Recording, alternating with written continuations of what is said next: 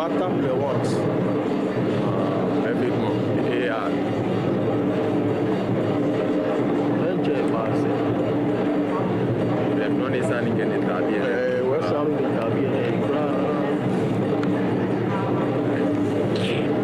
Come to say, to another. Oh, come and say, it's a walk back. That's not even group, right? Go walk out. Babu Afi for 4 sets. What if you what time you are going to that time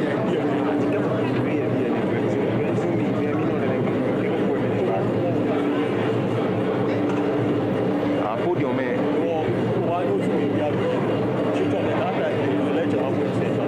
Okay, okay, okay.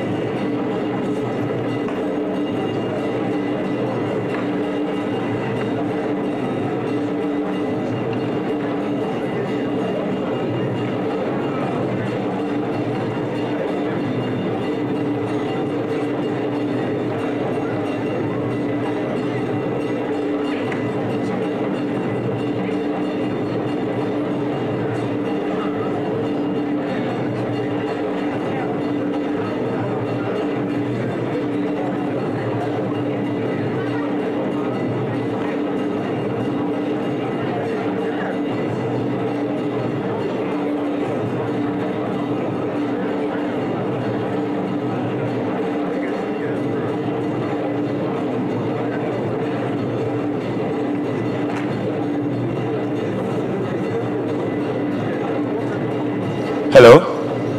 Hello? Yes, please, good morning. We are so sorry for the delay. We will start in no time. In about 5 minutes, we should be starting. But then with the students here, we would want you to call your friends in their hostels to get here very soon, because this is an important program for all undergraduate students here. So please call your friends who are not here to come here right now, because it's going to be an amazing time, an educative time as well. So please call your friends. I'm saying that start calling your friends. My mates here, please, let's call our mates so that they can come here in no time, so we get the program start. All right. So please, those of you behind the choir, kindly come down for us, please, with all due respect. Yes, let's calm down. Yes.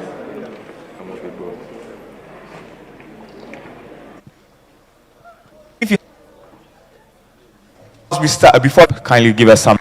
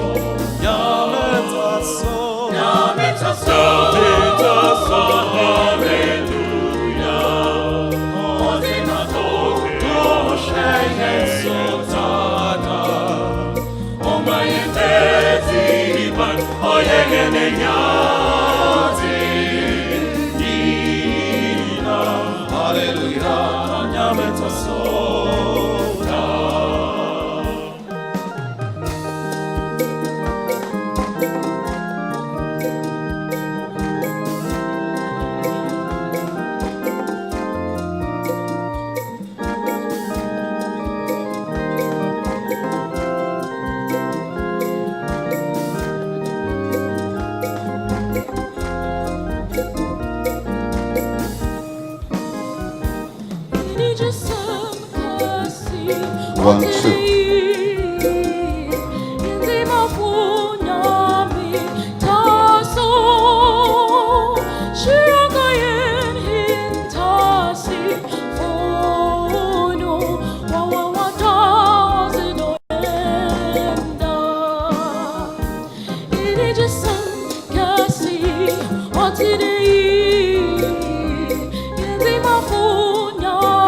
Distinguished guests, ladies and gentlemen, guest of honor is there.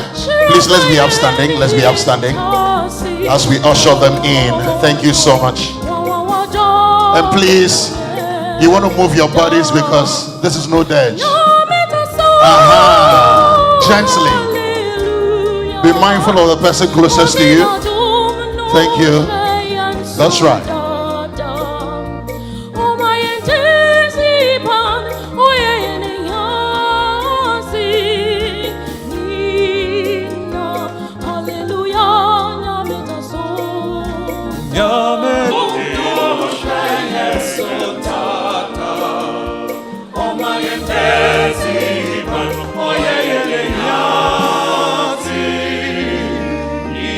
Chorus. All right, so officially you're welcome to this year's Management Day. Well, the week has started, and today we want to have a special session here with us. We're privileged enough to have a lot of our senior lecturers, of course, within the university community, and of course our guests here at the high table as well. Well, to save time, I quickly want to introduce them. But my name is Giovanni Caleb. I'm a professional dancer and a student. I get that all the time. I don't know which part is funny, the dancer or the student. Both. Okay, so I'm going to be ably supported by a young lady here, Vanessa Oparibia Ekufo. Hi, Vanessa. How are you? Very well. That's okay. We'll wait for your mic. I'm doing very well. We will still wait for your mic, Vanessa. We have time.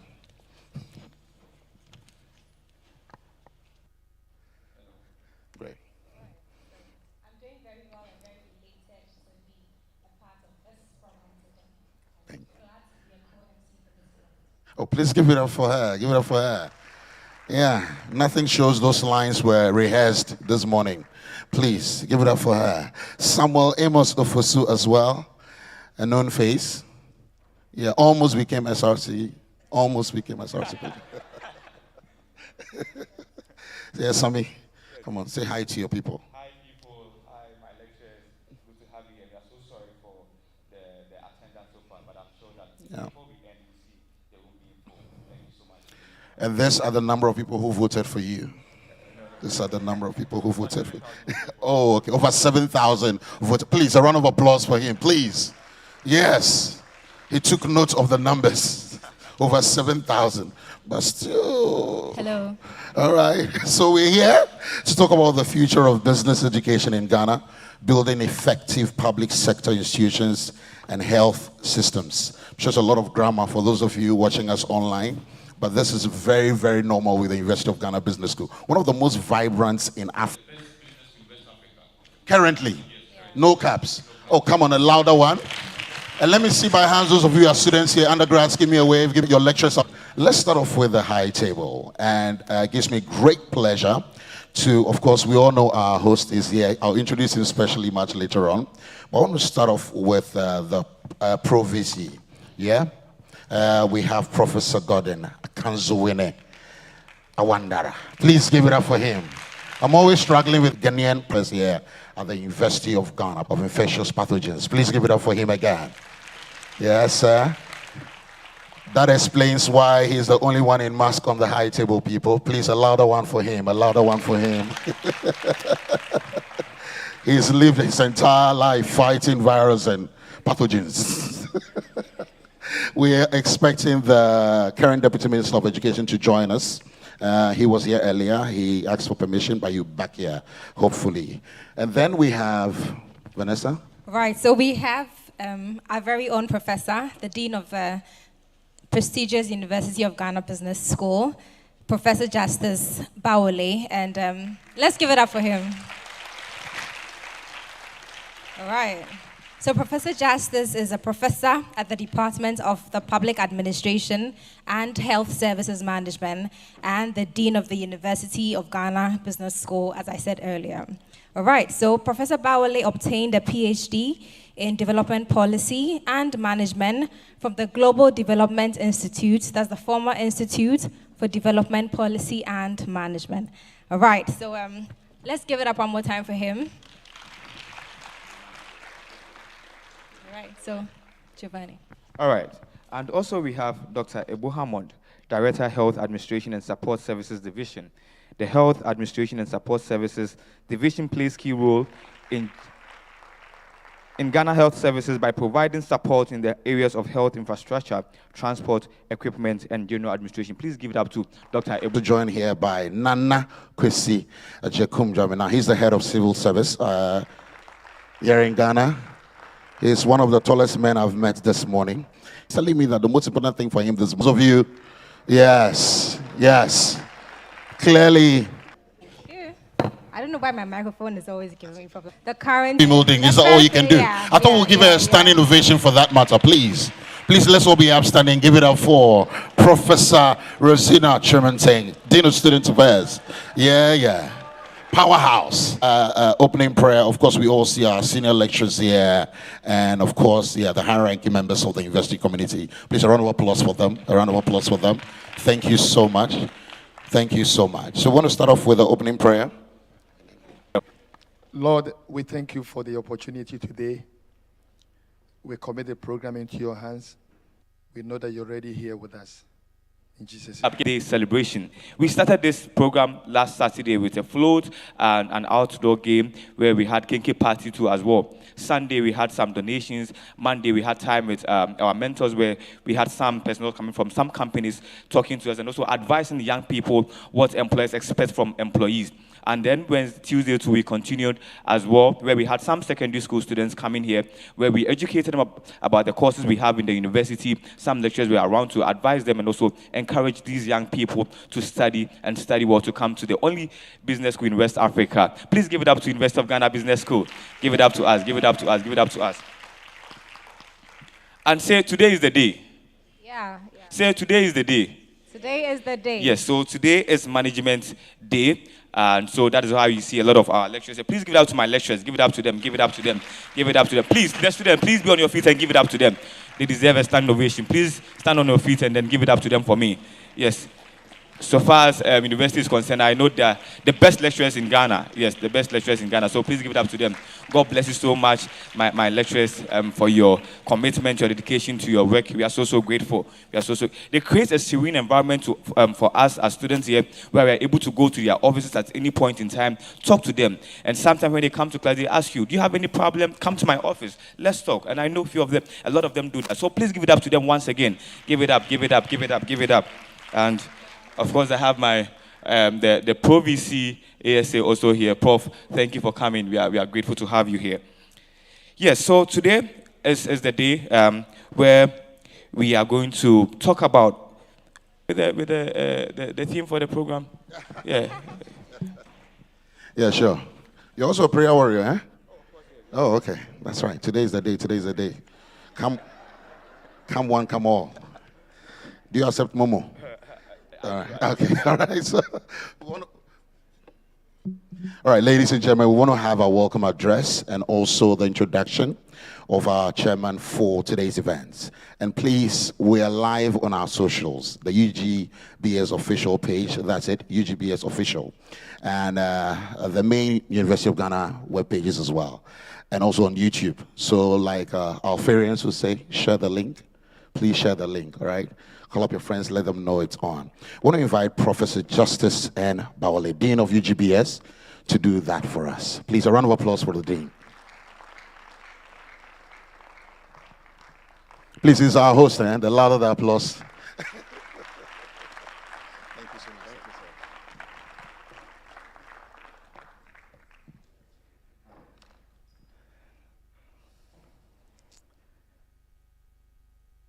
When Nana asked that, Nana B asked that we acknowledge our lecturers, I was excited that we supported you with the standing ovation. And the reason is that our school is a school that runs all year round. And faculty never complain. Even when they do it behind me. When they see me, they'll tell me a little bit of the pressure that we give them. And because of that, I think that my colleagues deserve another round of applause for working throughout the year to keep the school. I think the provost of the College of Humanities, who is my boss and a professor of this school, he will join us soon. And I'm as other colleagues proved, in fact, at some point in her second master's, she was my classmate. Faculty, staff, students, and alumni, the press, invited guests, ladies and gentlemen, good morning.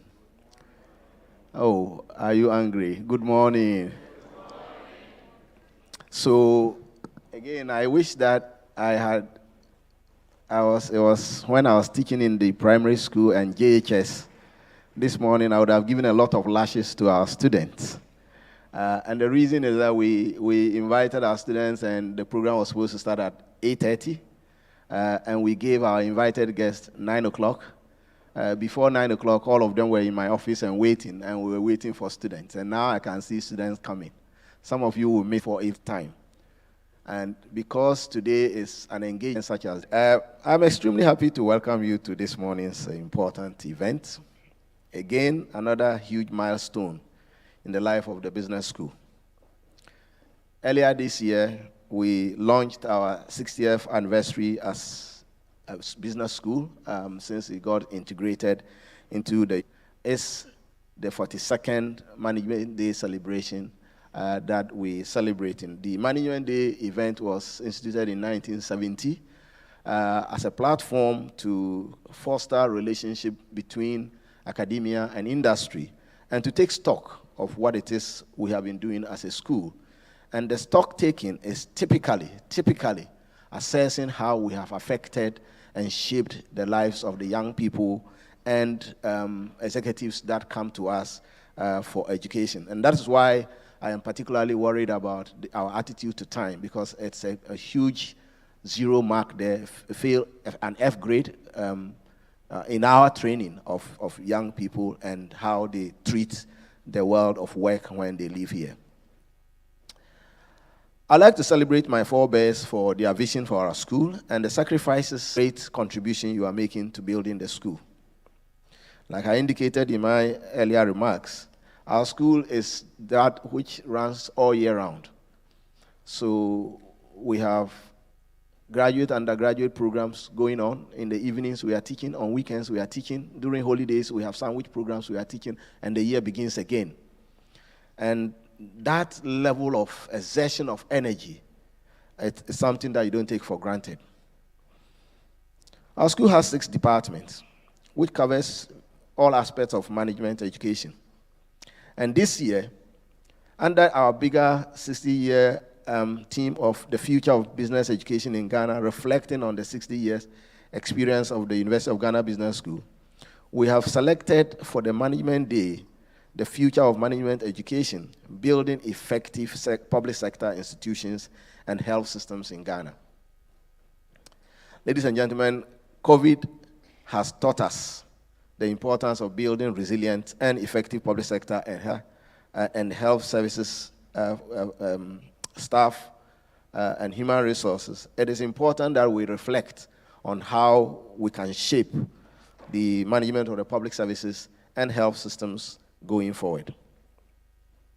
As part of our vision of training world-class business students and human resources, our school keeps making steady progress in many aspects of our mandate.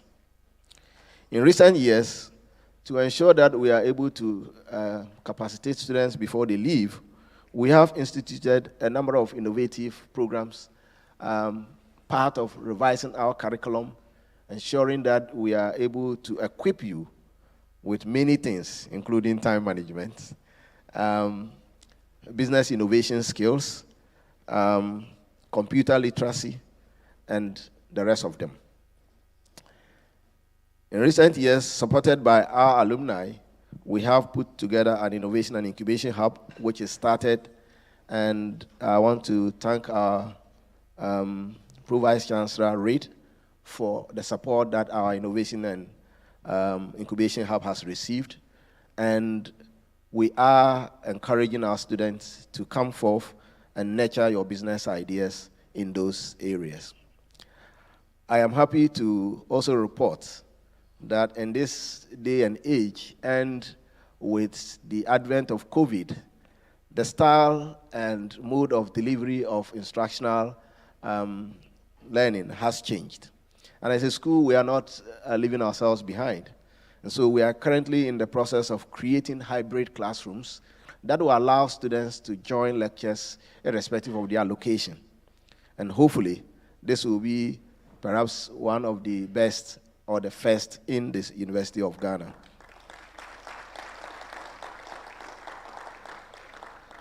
Because Management Day is an event to engage with our stakeholders, especially industry, I want to put on record that our school has enjoyed a lot of support from industry, especially companies that are led by our 2 weeks ago.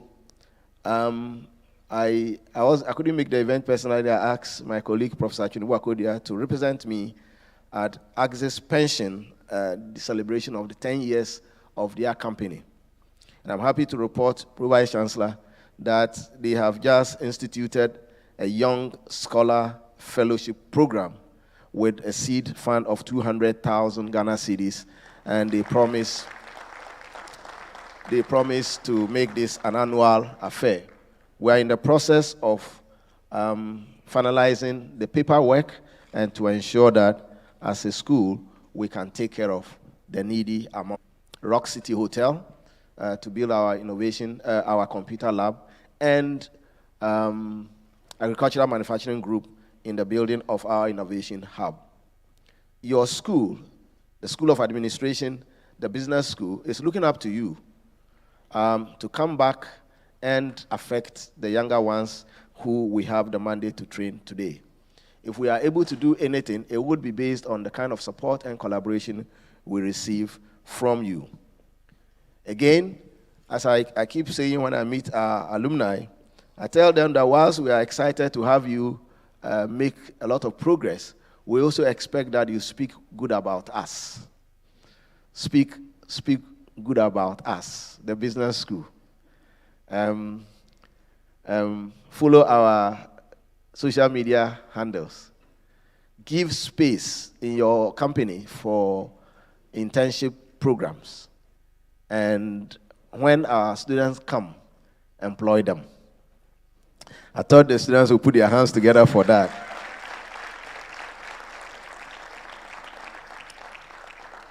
As part of our strive to provide, a lot more transferable skill, employable skill, I have just put together a committee to organize the very first ever, and I intend that this is massive. So I've told the team that I do not expect to get less than 1,000 students attending the first ever employable and social skill boot camp this holidays. And so I want to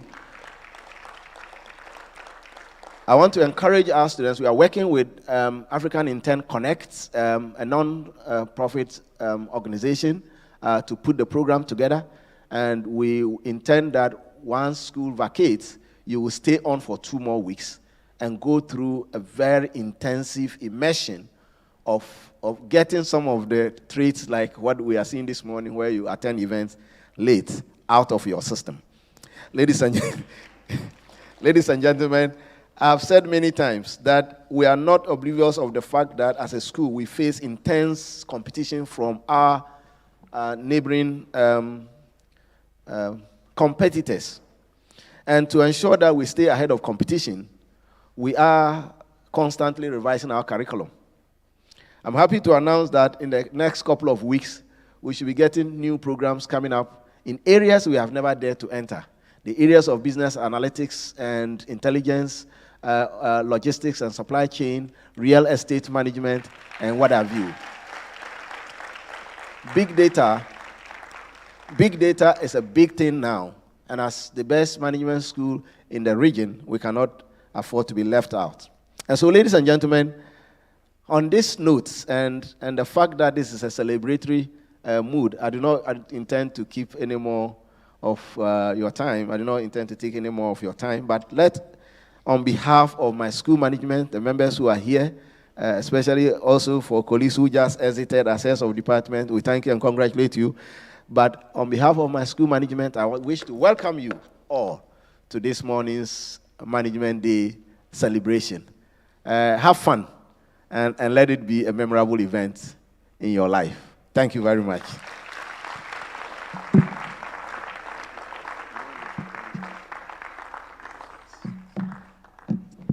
Now, I have the singular honor to introduce our chair for this morning. The event is being chaired by the Pro-Vice Chancellor, Students and Academic Affairs, Professor Gordon Awandari. I am sure that those of us who are old in this school, Professor Awandari is not a new individual. Until he became the Pro-Vice Chancellor for students and academic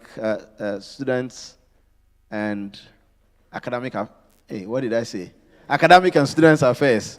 Before he became the Pro-Vice Chancellor, he had been the founding chair of WACBIB.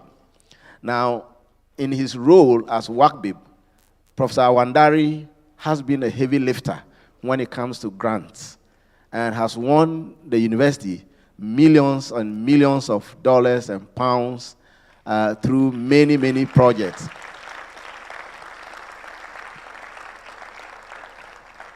My very first encounter of him was at the academic board meeting many years ago when he was being voted as the best researcher, at the time a young scholar.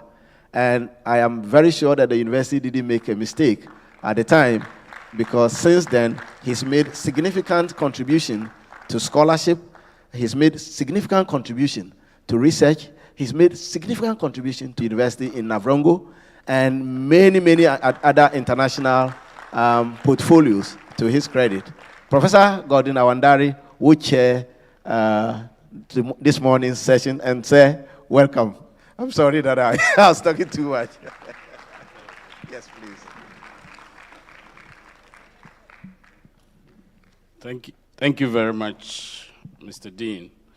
I think the Dean has taken all the time that we would have used to speak, so I think I will just, you have a fantastic Dean, and he's so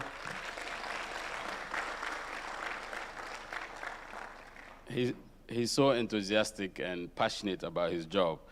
And so when he starts to speak about his job, then unless you kick his ankles, he would not stop. So we appreciate your efforts, Mr. Dean. Thank you very much. So, Mr. Dean of the celebrated University of Ghana Business School, the college secretary, Dean of Students, our distinguished keynote speakers, our excellent alumni of this great school in this great university, colleagues, students, ladies and gentlemen. I will start first by sending the apologies of the Vice-Chancellor. She was not able to make it because of certain prior appointments, so she sends her apologies and sends her greatest regards. I also want to apologize that instead of having a superstar Vice-Chancellor, first female Vice-Chancellor, you have to make do with a boring parasitologist. So my apologies. But I am greatly honored to accept to chair this function today and to join you in the launch of your 42nd Management Week. We, as a university management, we recognize the importance and the contribution of this school to the success of the university as a whole. The University of Ghana Business School is, in my opinion, not only the best business school in Ghana, I think that one is undisputed, is by a mile.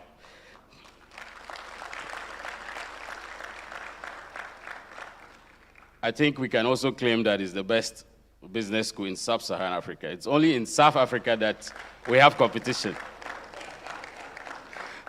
So we want to really congratulate the whole business school community.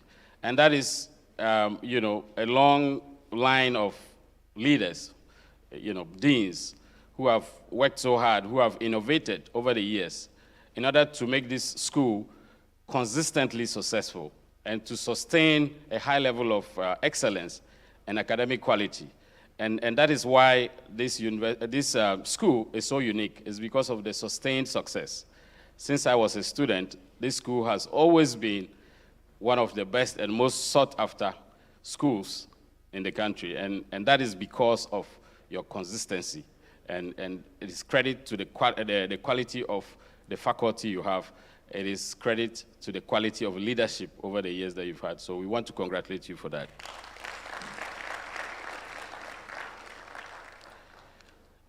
The impact of this school is enormous, and I have never doubted it. But even in more recent times, I have come to appreciate it even more.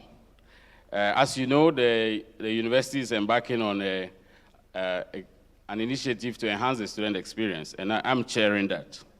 And because of the experience we've had with the success of the business school, in fact, one of my first major public functions was right here when the business school was giving out some laptops as part of their One Student, One Laptop initiative.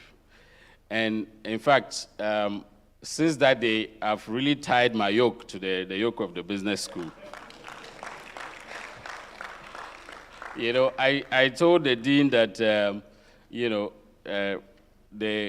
the success that the school has had in engaging alumni and getting so much support from industry, I think the university has to learn from that.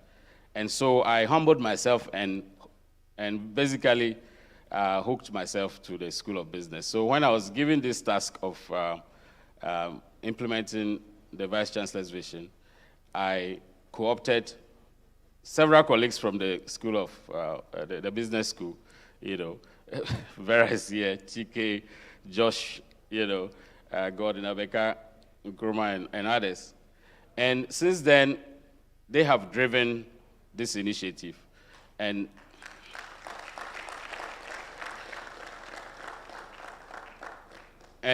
it's so amazing. We've gone from one institution to another to meet top leadership of those institutions to ask for support and partnership for this initiative. And everywhere we go, when we sit around the table with the top leadership of the institution, when they introduce themselves, it's either 9 out of 10 or 10 out of 10 are alumni of this business school. So it demonstrates total dominance of the management landscape in Ghana, and I give you credit for that. Indeed, this classroom modernization and digitalization that we're undertaking is something that is a shared vision with the School of Business, and that is one of the reasons why we have worked together with the School of Business and colleagues here to implement this policy. I want to also go further and appeal to the alumni of this business school that we want to incorporate a VAT on all your contributions to the business school. So anytime you donate 100,000 to the business school, please consider the 22.5% VAT to the University of Ghana, So, Mr. Dean and College Secretary, I hope you add this to all the donations, and we'll be tracking, the Vice Chancellor will track. Anytime you announce a donation, we expect to get our VAT from it. So. Yeah. So, anyway, ladies and gentlemen, I want to end by, again, expressing the pride and honor that the University of Ghana feels to have such a fantastic School of Business and a school that sets the pace for the other units in the university to follow. And we are proud of your industriousness. We are proud of your innovation. We are proud of your excellence. And we put you forward as an example for other units to follow.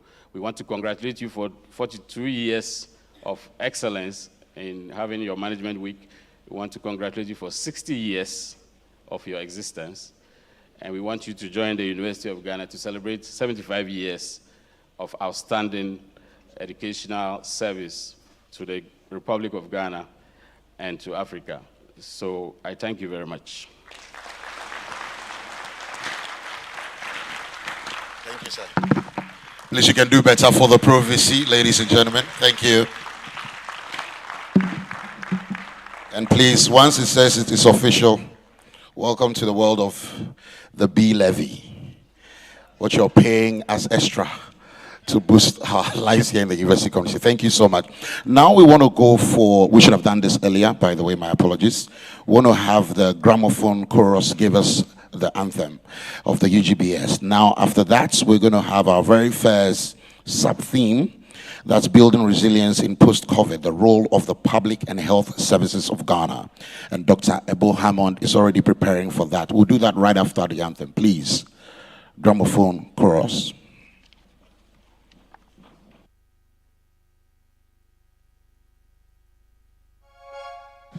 We rise. May I kindly ask that we rise for this?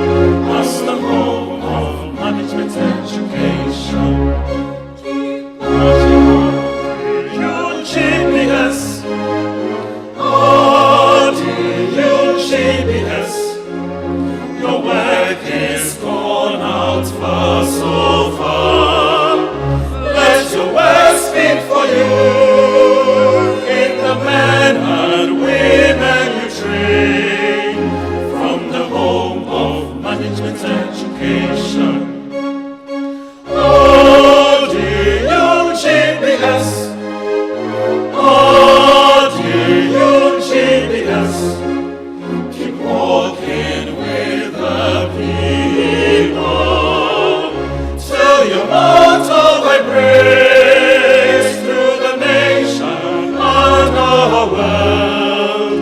Here's the home of management education. Marching on in your mission. Cutting-edge research that meets needs. Training leaders for the business world. UGBS. UGBS. Your fame is gone out far, so far. We are family with alumni everywhere. Being true to our aim and service. Marching on in your mission.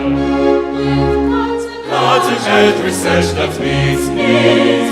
Training leaders for the business world. UGBS. UGBS.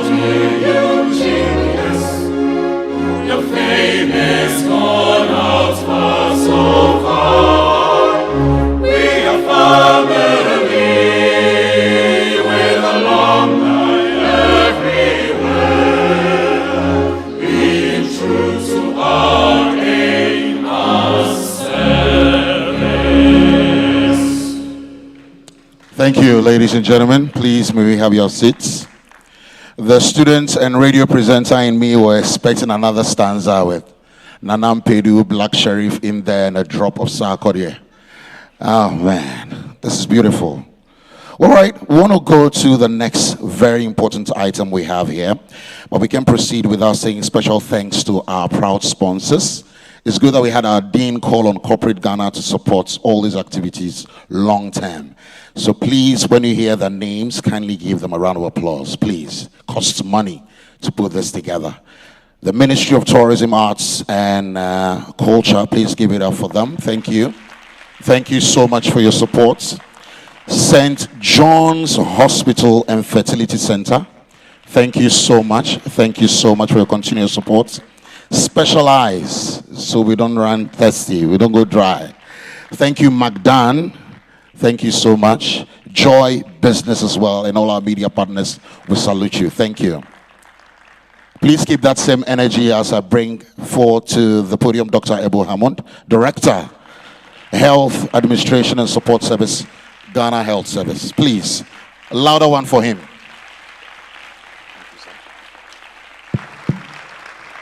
Thank you. Thank you very much. I think I'm very nostalgic, Chairman, when we're singing this anthem. During that time, we didn't have an anthem. I'm nostalgic because when we entered the walls of UGBS, at the time called School of Administration, in the year 1990, I remember we were brought here, and that time Professor Wood, of blessed memory, met all of us, and there was management day like this. So fast forward all these years, almost 30 years, to come back here, it's an honor. And it means that whatever I am, Prof, is because of this school, which is a great school. The presentation, mine will not be a monologue because in health, it looks like we have a lot of nuances in healthcare delivery that if I just deliver a speech, it will be a little boring, and you will not appreciate the nuances of what happened during the COVID. And Chairman, I think with your permission, I also want to acknowledge, because I see some people here that I can't just talk without acknowledging them. My lecturers who are here. I know this time around you're not going to mark me. I see my lead supervisor, Dr. Abo, and Dr. Professor Aaron Abusi. Yes, I see. I have to acknowledge them, Prof, because these are the people who have made us what we are at the PhD level. They supported us. And my former head of department, Prof, somewhere, and all the other lecturers we are what we are because of you. Thank you very much. The presentation, as said briefly, building resilience in post-COVID, role of public and health services of Ghana. In fact, we accidentally stumbled on our resilience. It's not like we started building the resilience when the COVID came. It was during our efforts to combat it. Then after that, or in the midstream, we acknowledged that, so we had that much strength and resilience. Then after that, we said, okay, then we would have to let this be building blocks that would help us in going forward, because there may be more pandemics. Prof, our chairman is already into it, and probably he may tell us the next pandemic that will be coming. So the presentation outline will be the background to the pandemic, our governmental response, the entire nation, led by our president. Then the impact of the pandemic on us. Our health sector response, because the ministry that was into this. Please, is somebody operating? I'll be very grateful.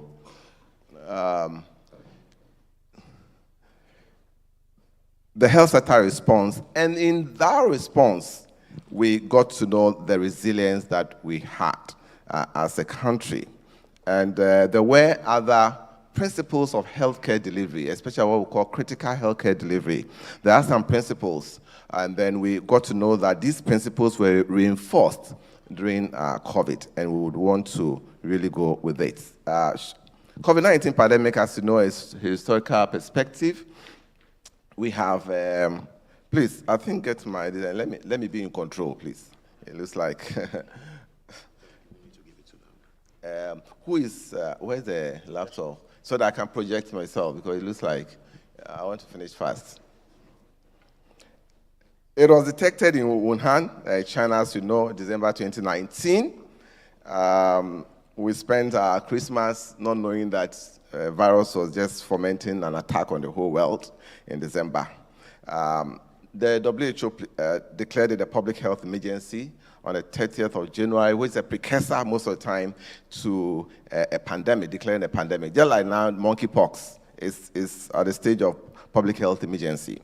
So on the 11th of March, WHO had no other option but to declare COVID as a pandemic.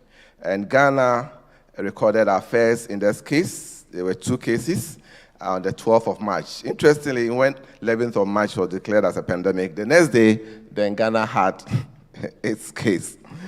And these 2 cases is what has led to all the trouble that we have now. Tough decisions were made. Lockdowns, border closures, mandatory testing at entry points, mass gatherings and limitation. In fact, we all know that we said, united we stand. But during COVID, divided we stand rather. Because if you came together, there will be a problem for you. A COVID task force formed by the central government to manage the pandemic. Right, so let's look at the global statistics. This curve seems to be quite, I think, familiar. We have the cumulative, we have the total recovery, and the deaths. According to John Hopkins, who was very, very good in monitoring it, confirmed cases over 590 million. And sometimes I monitor our chairman who even think that the prevalence is more than what we have. But that's what we have with pandemics and even epidemics. There will be missed cases. But at least the ones that officially we can capture, we would want to capture them. And then, but interestingly, a lot of people recovered than dying. Over 580 million recovered. But in Ghana, we had, in the world, 6.4 million plus, and I believe that's we are even talking, some people are still dying, just that now it's not very rampant. Then we look at the various waves, especially in Ghana. In Ghana's case, please move to the next one. In Ghana's case, we have the 4 waves. And these 4 waves were all brought about by different variants. The first index variant, as you know, is the Wuhan, we call it the Wuhan variant, and that is where it is. There's a wave. In 2020, we had one major wave. In 2021, we had two major waves. And in 2022, we have one major wave. The one that came in June, July, we thought it was going to be a wave. But the way we are looking at the summer system and our disease surveillance system, it may be a surge. A surge is just a little bit above and then it goes down. But a wave is quite high and it sustains. Yeah, so you have the first wave, China, Wuhan, and that was very, very deadly. We've got a lot of cases, death from that. Medical doctors didn't understand the virus, and so it was just killing us. And then we got to know that, not that we got to know, we knew that oxygen, medical oxygen was very important for healthcare delivery. It's medicine, and which has no substitute. But then during COVID, the consumption of medical oxygen was tripled because a hypoxemic case, that is low oxygen in your blood, you definitely have to be given inhalational oxygen therapy. And what happens is that an ordinary case, hypoxemic case, you need, let's say if you need about 6 liters per minute of oxygen, a COVID case will be times 3. And so it led to the collapse of our oxygen systems. And that's one lesson that we learned, which we really want to ensure that we do well. Then the Alpha was the UK one, which also came strongly. Some deaths came up. Then Delta. Delta was, you could fall very, very sick. Delta, that's the Indian one. And then Omicron. And the Omicron, you see the wave was the highest, but it didn't last. It didn't spread. It didn't have width.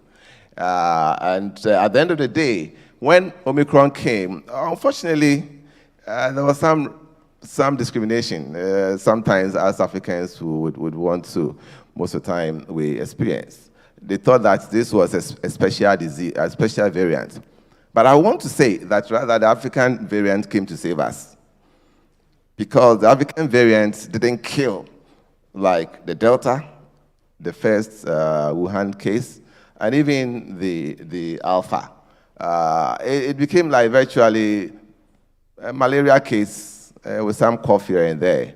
But we realized that people were not moving from where we had 4 moderate, mild, moderate, critical, severe, and critical.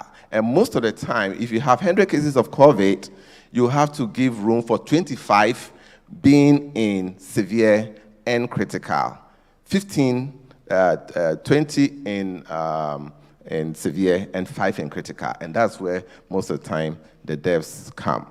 So we believe that really this one, which came as if it was going to be a wave, will continue to just be a surge.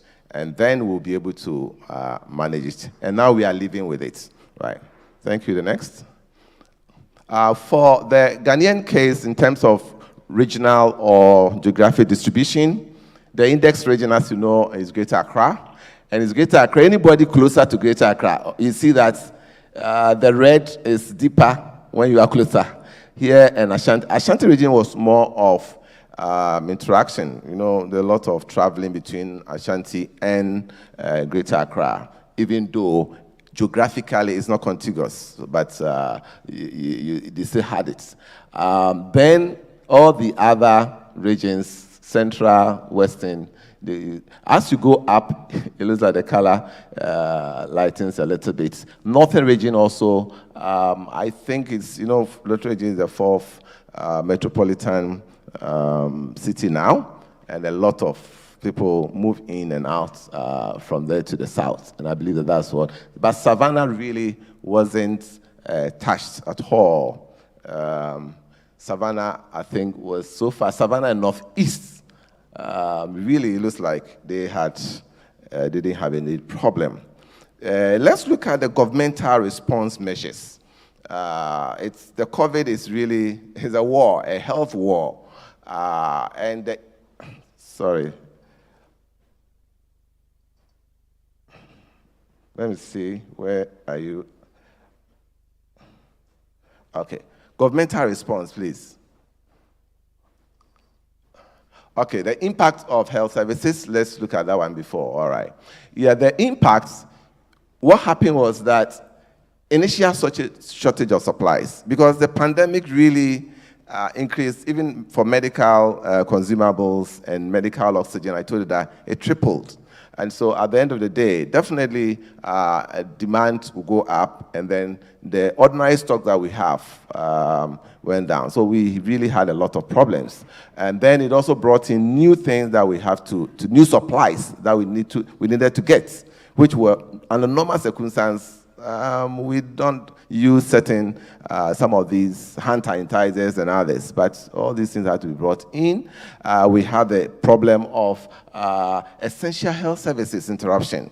Antenatal, people were not coming to hospitals because they were rather afraid to come to the hospital because they felt that they would get a nosocomial infection. That is, coming to the hospital with malaria and then getting the virus. So you prefer to get malaria than to get the virus. So antenatals and other, even surgery, elective surgery. If you're online for any surgery and the medical doctor felt that, no, this one is an emergency, you stay home. We had to suspend some of these because of COVID. And then COVID-related price hikes. In fact, we are still facing, the country is still facing COVID-related. All these issues was as a result of the COVID. And then exacerbated now with the Ukraine war.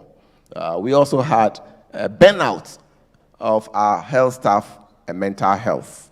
In fact, that was the big problem. Some of our staff were dying. You see your specialists, consultants, everybody heard about Professor Planjou, trainer of the medical doctors. It took him out. And when it happened like that, it hits you hard. You get demoralized. Are you the next online? And so our health workers who were pregnant, we told them to be in the house. We told them, don't come. We don't want to lose you and your baby. So definitely it also brought about shortage of health staff. In fact, the UK and the US are still suffering from that.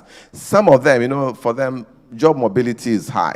So what they saw in the ICUs, intensive care units, some of the nurses said they won't go back. They found a different thing. And so that's why now they are coming for our nurses. UK and US, in fact, they are really pushing our nurses seriously because some of their nurses didn't come back. And we had that challenge. But fortunately, I think the government did well by getting us some more. And then infodemics. For every pandemic, there will be infodemics.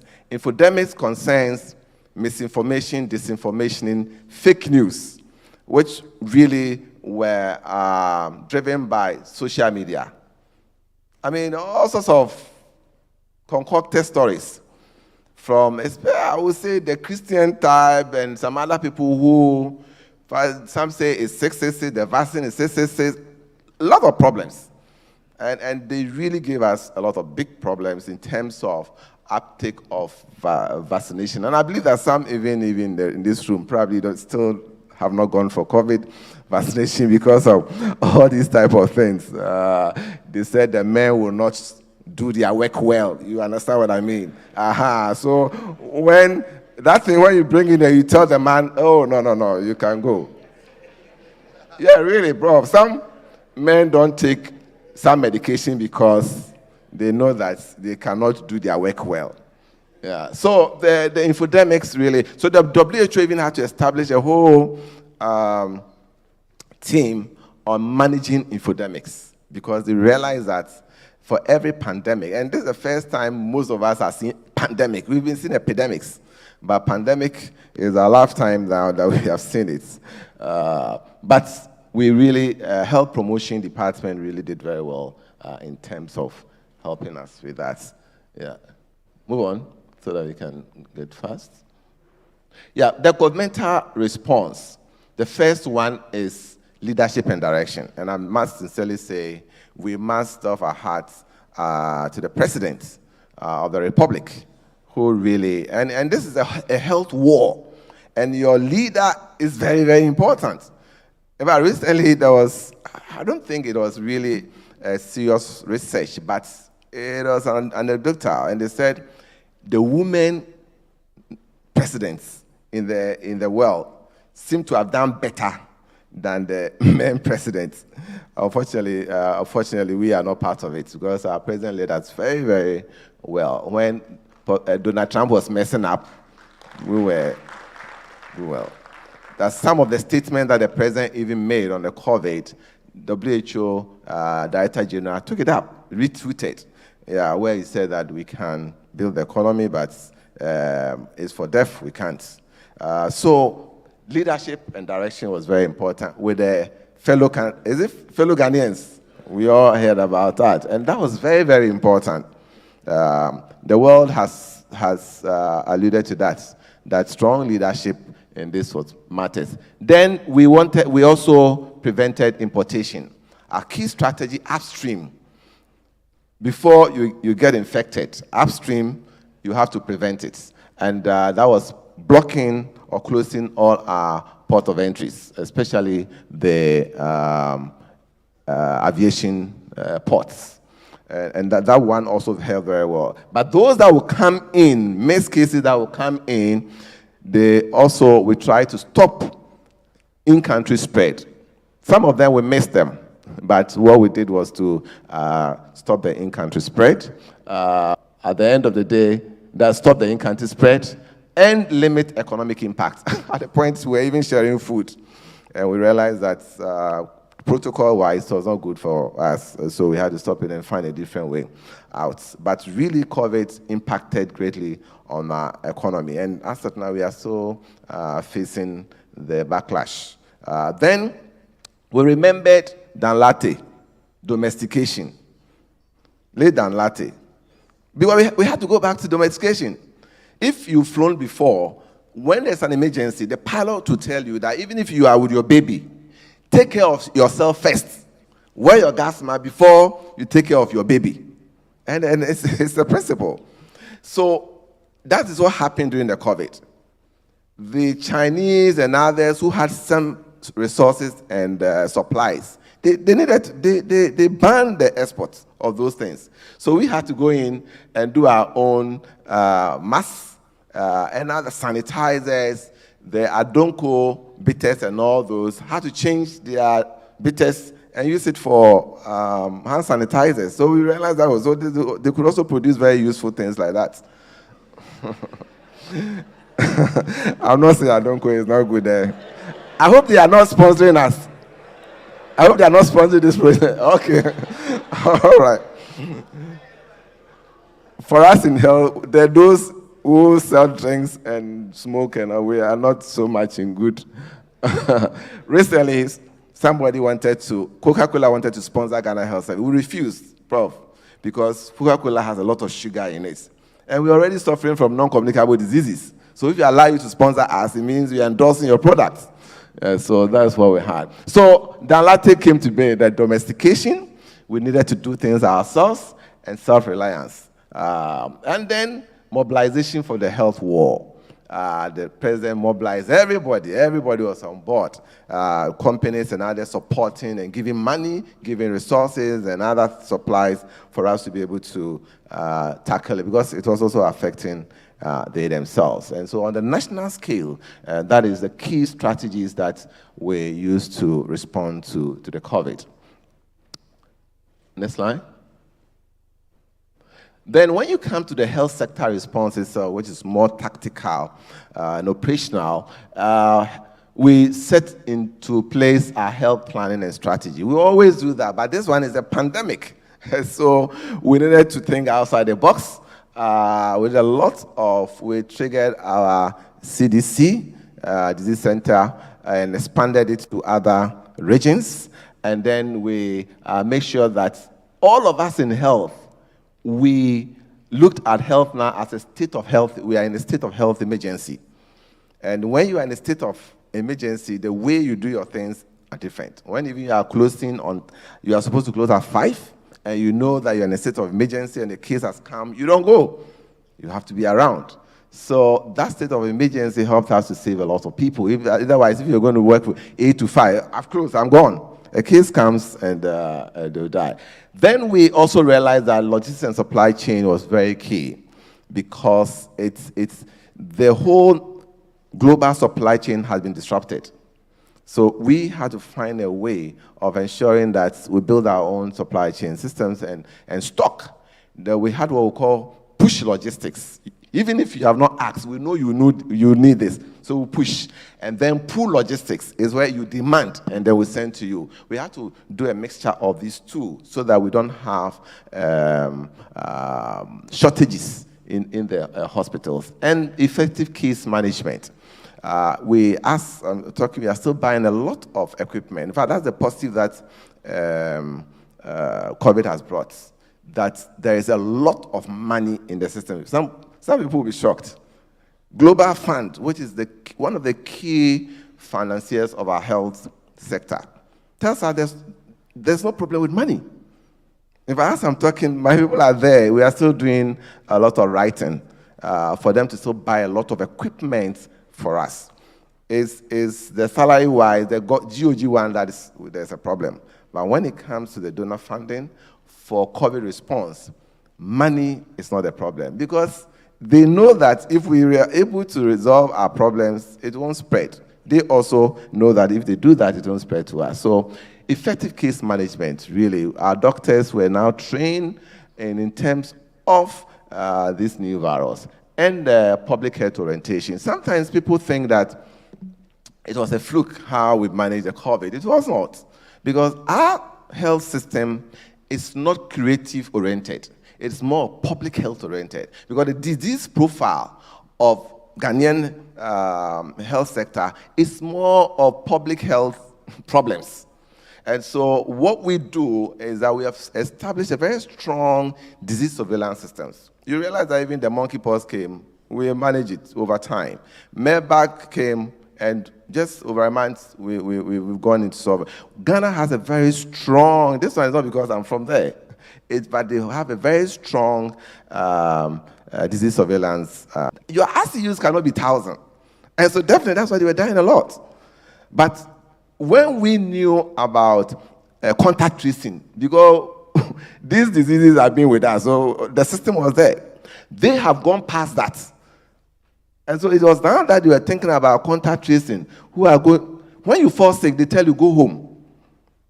If you get COVID and you are not choking, they say go home. And definitely you know that you move from mild, moderate, severe to critical, and so they come to the hospital just to die. And I think that the public health orientation of the Ghanaian health system, it's very, very important. As time goes on, as we also grow and non-communicable diseases are coming up, definitely we'll build our systems also to meet that. But currently, even with all that we have done with malaria is still the major cause of OPD attendance, taking almost 40%. So the health orientation of the Ghanaian health sector is a real resilience that even during the COVID we looked at. And then medical equipment investments. We really had a lot in terms of intensive care equipment and medical oxygen. Right? Go on, please. We're just finishing. Digitalization and digitization. I think I see Prof here. I'm not going to go into that. The only thing is that we use electronic systems. And that was very, very good. One key thing that we use, I don't know whether you've heard about, is SOMAS. SOMAS system is a name I've forgotten what it is. But it's a digital platform where instead of the usual paper-based type of recording diseases and transmitting and all those, the SOMAS is real time. Prof, it was real time. I think Prof will know something about SOMAS. You go into it, and immediately, anybody who has even taken vaccine here, if you give us, we can just check and say, you had this at this time, at this place. We're using tablets just to get it. And that one was really very important. And that also helped the president. Before the president normally will come out with his policies, the Director General of the Ghana Health Service and the Minister of Health will go and see, and then our Director of Public Health and others will go and see and give him the data. So most of the decisions that were being taken were data driven. So we definitely are not going. We are not going to throw this away. Digitalization and digitization of the health system. And some of us, because of our background in that, definitely we are going to still continue to be interested in that. Then training and capacity building. Most of the doctors who are into that, the nurses and others, we realized that now we needed intensivists, nurses who are trained for intensive care units, because when people go into the intensive care units, I mean, the slightest thing and they are off. Then new infrastructure. In fact, Ghana East was commissioned just around November. And it's as if it was God-given to prepare us for the COVID, because that was the COVID center. And so far, during the COVID time, from 2020 up to now, we've taken delivery of over 15 hospitals, flagship hospitals, which have helped us in at least trying to, and we build a lot of disease centers that after even the COVID, we would use them for other epidemics and pandemics. And health protocols. We realized that simple protocols, guidelines, helped a lot in terms of even washing of the hands, when to wash the hand, when to touch. All these were protocols that we had overlooked. But this time I realized that it was very important to go back to basics. All right. Please go on. I think.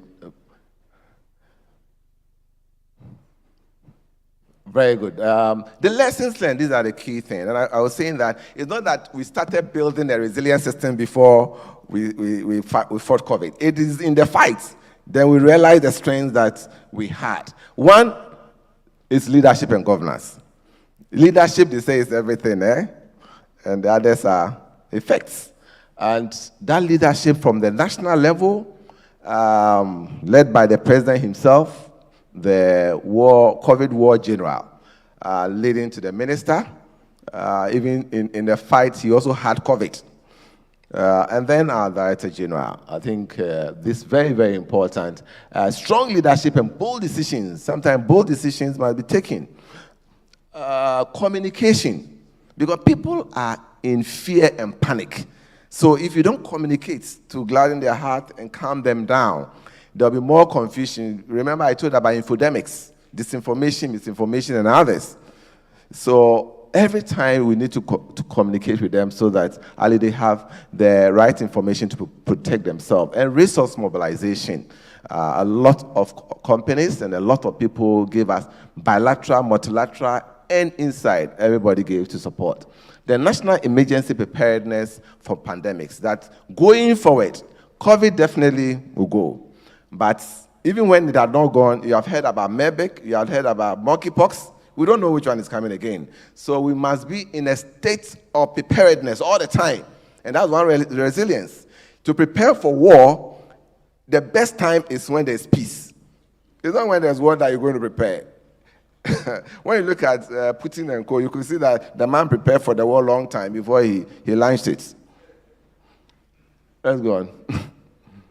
And intersectoral collaboration, please go back there. Intersectoral collaboration. That now we are talking about One Health. One Health. Health is not produced in the health sector. What agri people do affects us. What any other sector does, it affects us. So we are talking about One Health wherever it is. So if we have COVID, everybody must be on board. All actors and stakeholders were brought on board. The committees, the national committees, were not only health. It was everybody.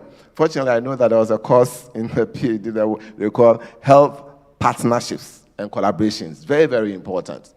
Coordination and multi-agency planning. Multi-agency planning. Multi-agency funding. That when there's money, don't give it to only health. Give it to other agencies that would also support our system. So we had to give to Zoom Lion to be able to help her and clean the area and do all those. So it's not only for health. One Health is what we are talking about, and that comes with intersectoral collaboration, which is very, very important. That helped us in managing the resilience that we needed. Other health system resilience, sustained emergency preparedness for pandemic, as I've told you, investment in disease surveillance systems, because our healthcare system and health troubles are all mostly they are public health oriented. So what we have to do is to continue to build that resilience that we have already noticed that we have, and continuous investment in health infrastructure and equipment, and digitization and digitalization, so important going forward. Fortunately, it's a national strategy, and also we have adopted it that is going to really help us in terms of, and with this, we had to do a lot of meetings, a lot of things online, which we are not going back on again. We'll continue to do that. And even in the classroom, I think Prof. Baoli told us that you have a plan that wherever you are, you can still attend lectures. That's it. And human resource, new areas of capacity building, and teamwork. Health, we are a lot. And sometimes, because we are varied, sometimes we are not able to think in one way. Nurses go somewhere, the medical doctors go here, biomedical engineers. But this one around, I can vouch, we really did a lot of teamwork. And new ways of working. We also found new ways of working, especially now Zooming has come about, Microsoft Teams have come about. So things can still happen without you being necessarily present. And then, fortunately, government had to give a lot of financial clearance to support new recruitment, because I told you that staff were burnt out, and then we needed some new type of recruitment. Informatics and data analytics. I just said, probably you said you're introducing a new program, business analytics. Okay, health informatics and data analytics, very, very important. Through the summers, we are able to determine, and when we link up with even the telcos, your mobile phone that you hold, it can give us a pattern of the disease, where people move to, and how the spread profile can be. The mobile phone that we hold, we are able to link up with them, and they can give us data on how the disease flow would be. And then we take decisions on that. Data-driven decision-making. This is not a whimsical, capricious way of taking decisions. It concerns people's life. So every decision that is being taken must be data-driven as much as possible. And transportation and emergency systems. Fortunately, we are also taking delivery of over 100 ambulances. I remember just a year or so before the COVID. I said, wow, this is God sent. Because without these ambulances, it was going to be very problematic for us moving COVID patients around. Because COVID patient, you can't send him through public transport. So that was very, very important. And managing infodemics. That's one thing that has told us that we always have to prepare for infodemics, and we have to have a strategy. Because for as I said, every pandemic will come with its own infodemics, with people. And if you learn this epidemiology, archive history of pandemics, the last pandemic that came in 14, I've forgotten the exact, but dawn of the new century, and the same infodemics were there at the time. And so we must make sure that our resilience in counteracting infodemics will always be there. And these were, lastly, the principles that we always know that we have it in health, but it was reinforced. The principles of speed. The cheetah is the fastest animal, and in this case, where life was of essence, when even chairman has to release the COVID test results to us. If it doesn't come on time, it means that we may not be able to even determine the patient profile unless you do prophylactic treatment. So we realize that everything must be on the scale of speed so that we will save a lot of patients, and a matter of integrity. If you are buying things and you misprocure, at the end of the day, you can go and kill. Can you imagine buying sanitizer that is really not the 99.9% alcohol, and it's 70, and people are just washing their hands. They feel that it's killing germs, but no, it's not doing anything. People will die. And so integrity is very important, and in health, that is also very important. The issue of visibility. A lot of things are happening, but one small thing, if you don't take care of it, ICU is there, the patients are overflowing, and all of a sudden, somebody in the local parlance will say, "Fine, the medical gas is collapsed." What's going to happen? You're going to die. So visibility is very important. And then, as I said, working with the emergency orientation. Security, also very important. Security of patients. I don't know whether you ever heard in Iraq, a COVID center, the oxygen cylinder exploded. And the COVID patients, some were running away. Security, very, very important. And then what we call agility. The snake is a very agile animal. Agility in healthcare is more of, in local parlance, flexibility. You don't work to rule. 8 to 5, we are closed, we are gone. Cases are there. Cases are coming. What do? You must come in there and make sure we'll feed you. Continue to take care of them, because we are in a war situation. And in a war situation, the principles of agility will be there. In conclusion, we say that the pandemic overwhelmed health systems and exposed its vulnerabilities. It also unearthed the system strengths and resilience. Severe disruptions occurred in the provision of essential services. So there's a need to leverage existing systems and resilience that we have discovered, that we have acquired to manage emerging and future pandemics, which we don't know when it's coming, but it may come. Thank you very much. I think I'm done.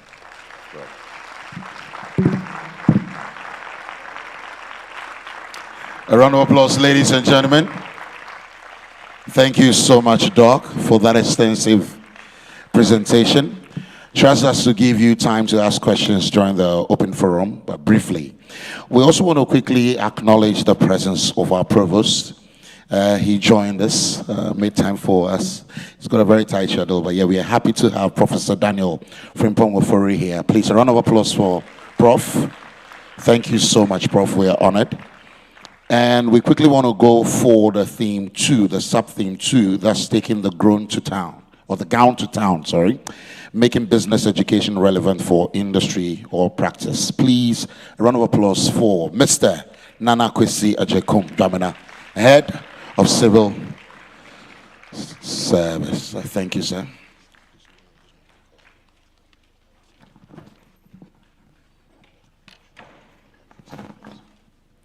Thank you very much, MC. Pro-Vice Chancellor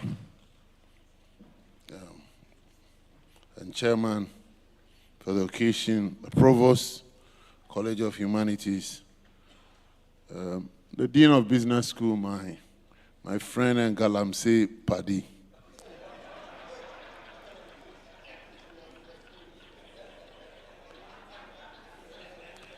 The Dean of Students, faculty, distinguished colleagues, I see friends here, departmental heads, students, ladies and gentlemen. I also see Chairman Wan is here. Chairman Wan, are you here? Okay.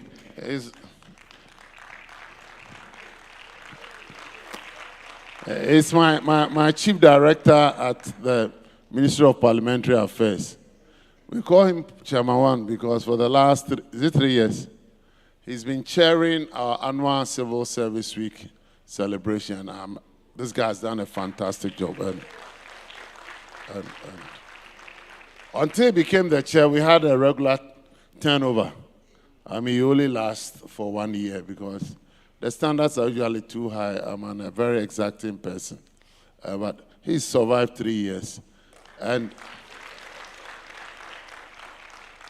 actually, the letter that went to him, congratulating him and the team, said somehow that hopefully we'll continue to be engaged actively in this special enterprise, which is an indirect way of saying you will continue. So good to see you, Dr. Agri.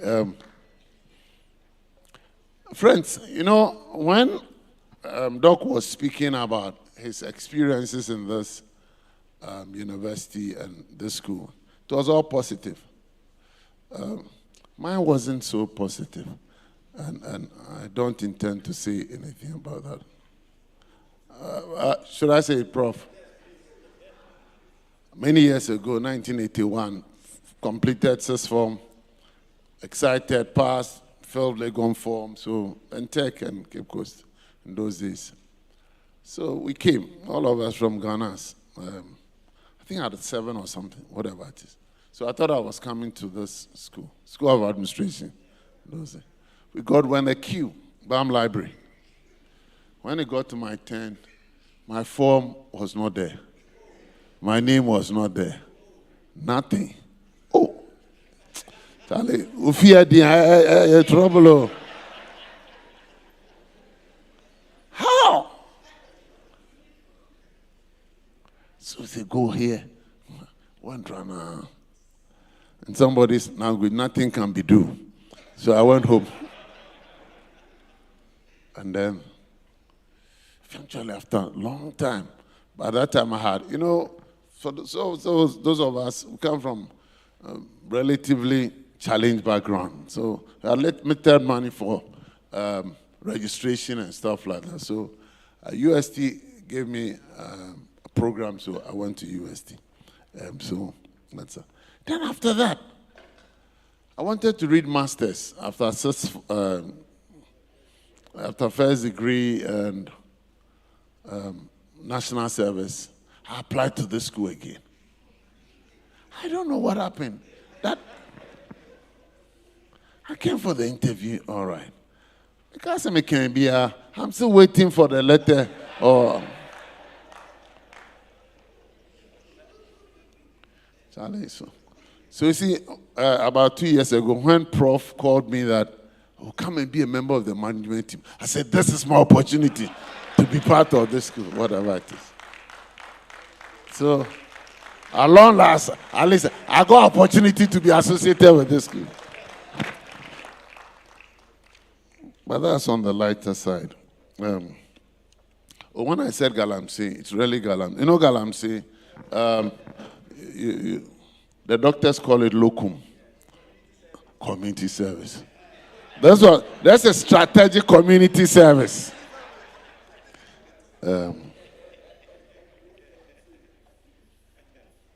Doc, you were talking of people not being able to perform properly. I think the technical language is strategic service delivery. So maybe that'll help. See. So what do I see? That's the problem I have now. Because when the dean spoke and what doctor said, really, I was wondering whether I was becoming redundant. But since I'm here, I have to say something. I look at the way the professor, dean of students look at me, and I was wondering if this lady was my supervisor or something. So, Bahamis, I have to say something. Ladies and gentlemen, the topic that I was giving sub-theme was taking the gown to town, making business education relevant for industry. Taking the gown to town. In other words, the gown that we put on here as academics, how do we make it relevant to our people, to society, and to industry? When I completed national service and I was looking for a job, I was in a house, I applied to the civil many organizations. And so I went to the Public Service Commission then, where to go for, I was completed the form and just left it to them. And I met this fine lady. And he said, where do you want to go? I said, Madam, I'm only looking for a job. He said, okay, there's an admin class, and then there's a management services class. The admin class, you have to wait and take the graduate entry exams. And then they will do the interviews somewhere in September, October. This was around January, February, 1988. But with the management service class, that's a limit. But the admin class is an elite class. But the management service people, they are also taking people, they are doing reforms. I said, Madam, when will that take place? He said, oh, the interview will be in February, then maybe by first March, you have a job. I said, management services.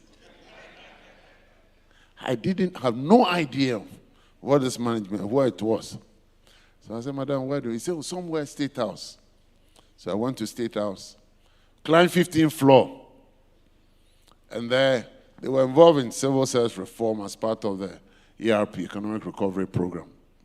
So I climbed and I met this imperialist agent. I mean, that's a white man as a consultant. So, Hugh Marshall. He said, young man, what do you want? I said, looking for a job. They said, management services. So I've come here to seek for information. Started plenty grammar. I did not really understand a lot of the things I said. So long and short, I went for interview. I got a job at MSD. Go to work first day, and the person I'm giving to work as my team lead completed only O-level. He was at that time a Assistant Chief Executive Officer, Mr. Lati. He had a beard like Osama bin Laden. So there were 4 or 5 of us, all of us. One of us even had an MBA. So we were giving to Mr. Lati. As usual, we went to check his background, and all that we saw was O-level. So we felt insulted. I mean, really. Charlie, about degree. Sister, you has got a master's. Now, O-level. Lo and behold, wole no. Thou knoweth not nothing. I don't know whether I'm still talking about taking the gown to town or to industry. All right. Okay, great. So, this was 1988. So, Mr. Lati started teaching us about how to do job inspections, principles of management reviews, and all that, and all that, and all that. To eventually became champ. I must say that eventually when I became head of the department, maybe 20-something years down the road, he was just about exiting. In other words, the university thing helps. By virtue of being O-level, he could only rise to a certain level. It was what we call the sub-professionals. So all of it eventually became head of department. But that experience clearly indicated that we were not fit for purpose. And I think that's the essence of this. Our country, the world altogether now, is facing a lot of challenges. You have globalization, you have the issues of digitization, you have COVID coming, pandemics coming in. You have the economic trajectory of the world in general is changing. Businesses changing. Even the way people look, in the past you could have talk of loyalty to an organization, to an institution. Now people do not want to work. If you go to Japan, they thought once somebody got into a company, he will remain there forever and ever. Everything is changed. Now people go to a company in 2-3 years, they want to leave to other things. I remember when I started sitting on a panel for interviews, we will look at you, we say, this guy has moved. Every 3 years, he moves to another organization. So he's somebody who is not stable. But really, the analysis seems to show that that's the way people do now. There's no question of loyalty. I just come 3-4 years, whatever I get, and I get another opportunity, I'll move. So see, things are changing.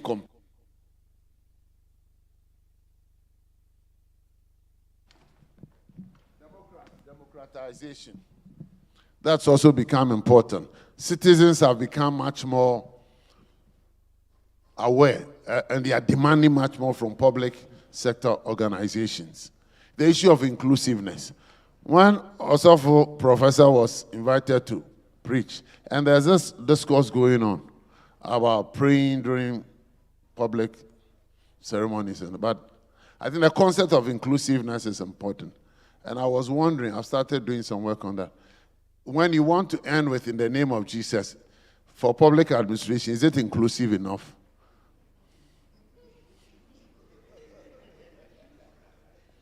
I mean, is it inclusive? You have Muslims, you have traditionalists.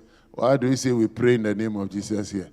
Could you have just ended, "Hear a prayer, oh God," or something, or "Hear a prayer, whoever you are"?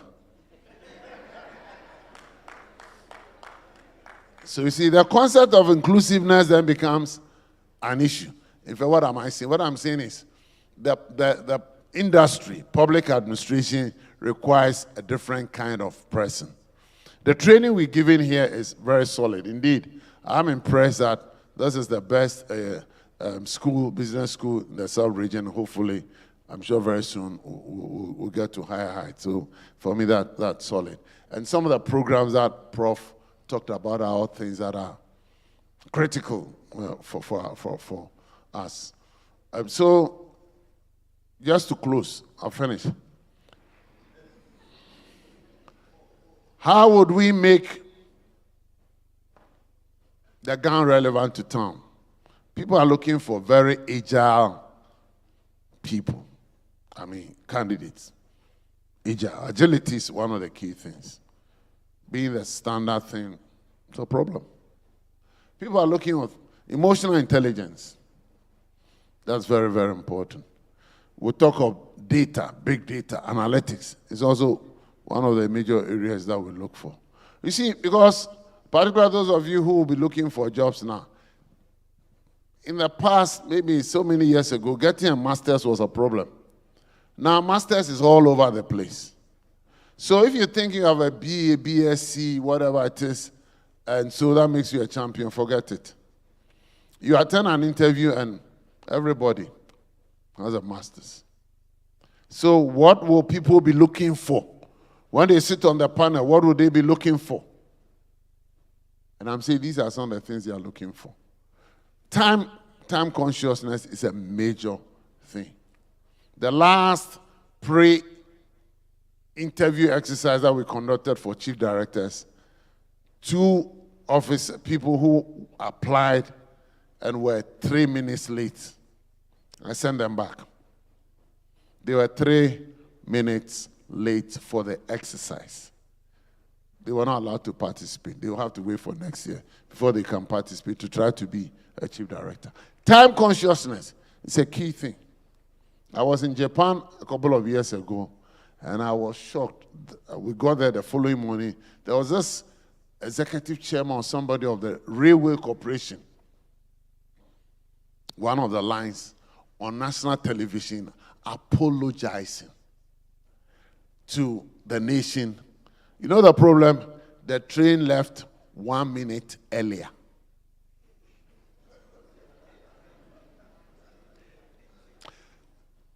The train left what? 1 minute. Because everybody was there. It was full. No, ticket. Not like us in Ayabora on your phone. So everybody was there. So somehow the driver, the conductor or the guy supervisor said, can go. So the guy went. You know the implication? The implication was that everything in Japan, everything is so timed, well structured that by moving 1 minute earlier, he could cause a lot of accidents on the rail line. Because everything is so, I'm sure those who have gone to Japan will tell you that. It's so programmed, it's so structured, it's so organized that the 1 minute could be calamitous.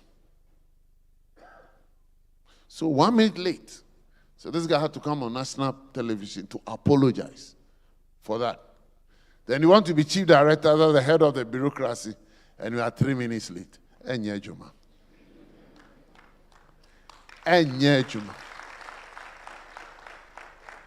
So that also is also very important.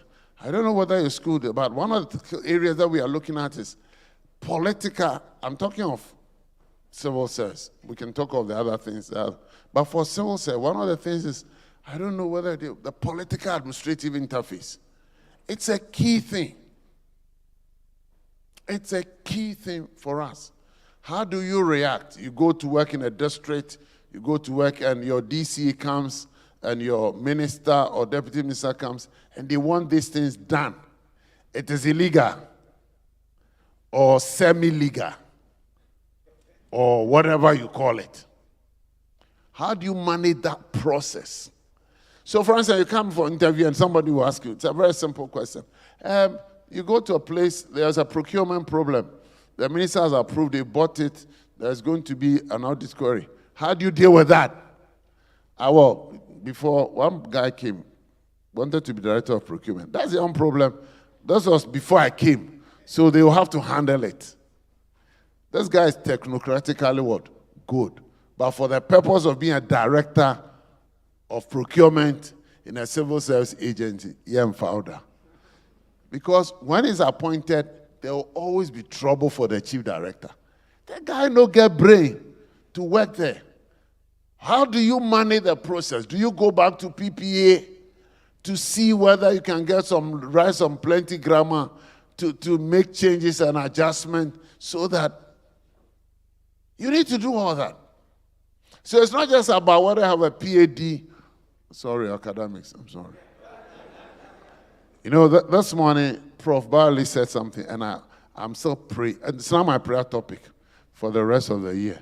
He said, oh, Ikra, the work that you've done, and we've done a lot of public sector reforms with him. I mean, this guy is a great guy. He's a great guy, I mean, really. And he said, Ikra, we should give you some honorary PhD. So I said, I receive it in my spirit. So it's my prayer topic for the rest of the year. What, your date of day? Monday or Sunday or whatever? Kwame. So every Saturday I'll start praying. Fasting on Saturdays. Lord, touch his heart. And let the words that have been declared come to pass. In other words, humor is also important. That's what I'm saying. You think it's very important. One of the things that I do to every chief director who comes for an interview is you have to sing. What's your favorite song? Then they say, then I say, sing.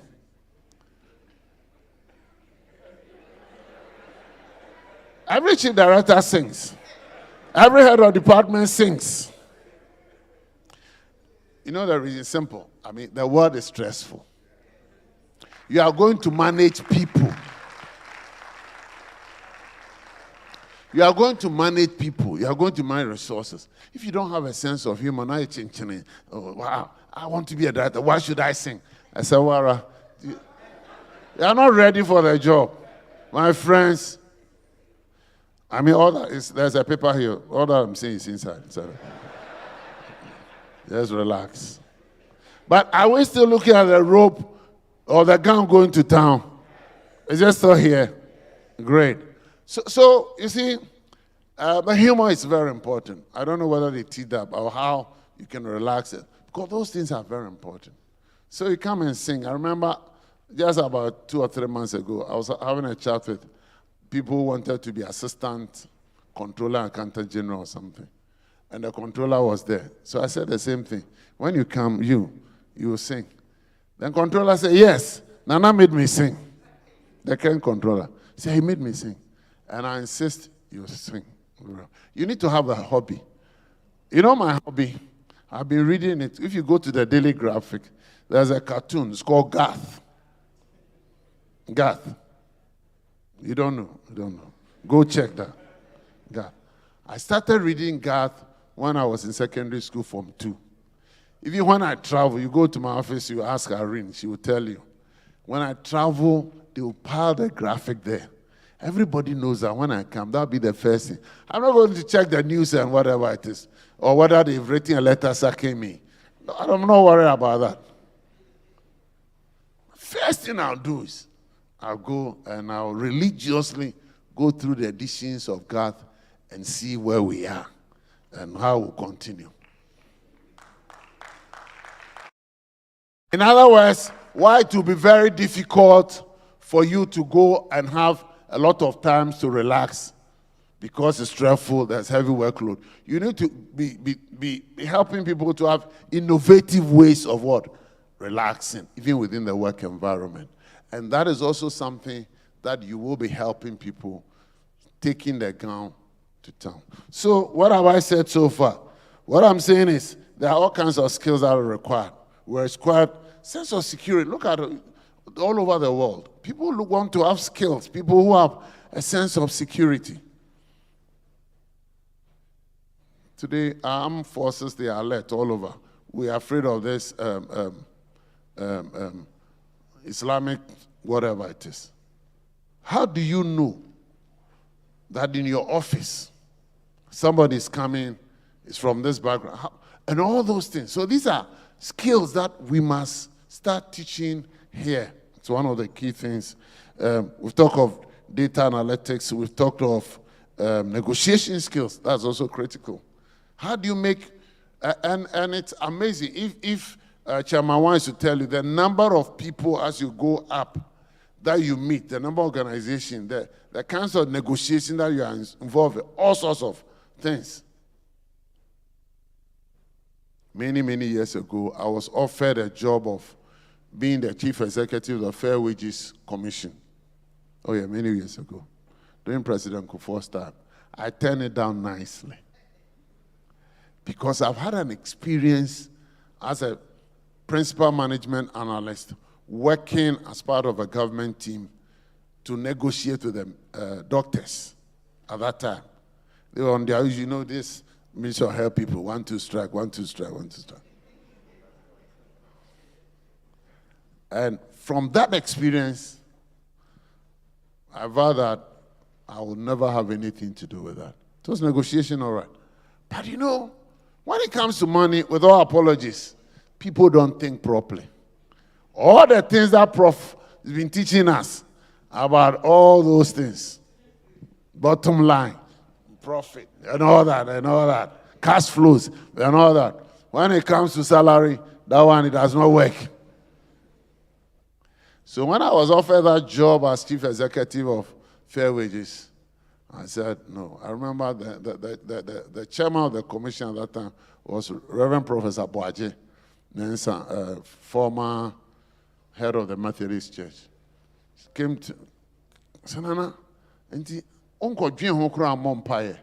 Miss, when your prayer topic as as far as I'm concerned, it's not. So negotiation, it's a key thing that we want people to know. So what have we been doing as civil service, in short, to do some of these things? We have a program that we call Emerging Public Leaders Program. It used to be called High Flyer Scheme. It's the same thing. You know, depending on who is funding the program, we change it. When I got to the civil service, where we put our files and all this, we used to call it registry. Then we had Dr. Antestin, later became a professor, came around as part of the civil service reform program. He said, no, it's no longer registry. It's called records office because we are doing records management improvement program.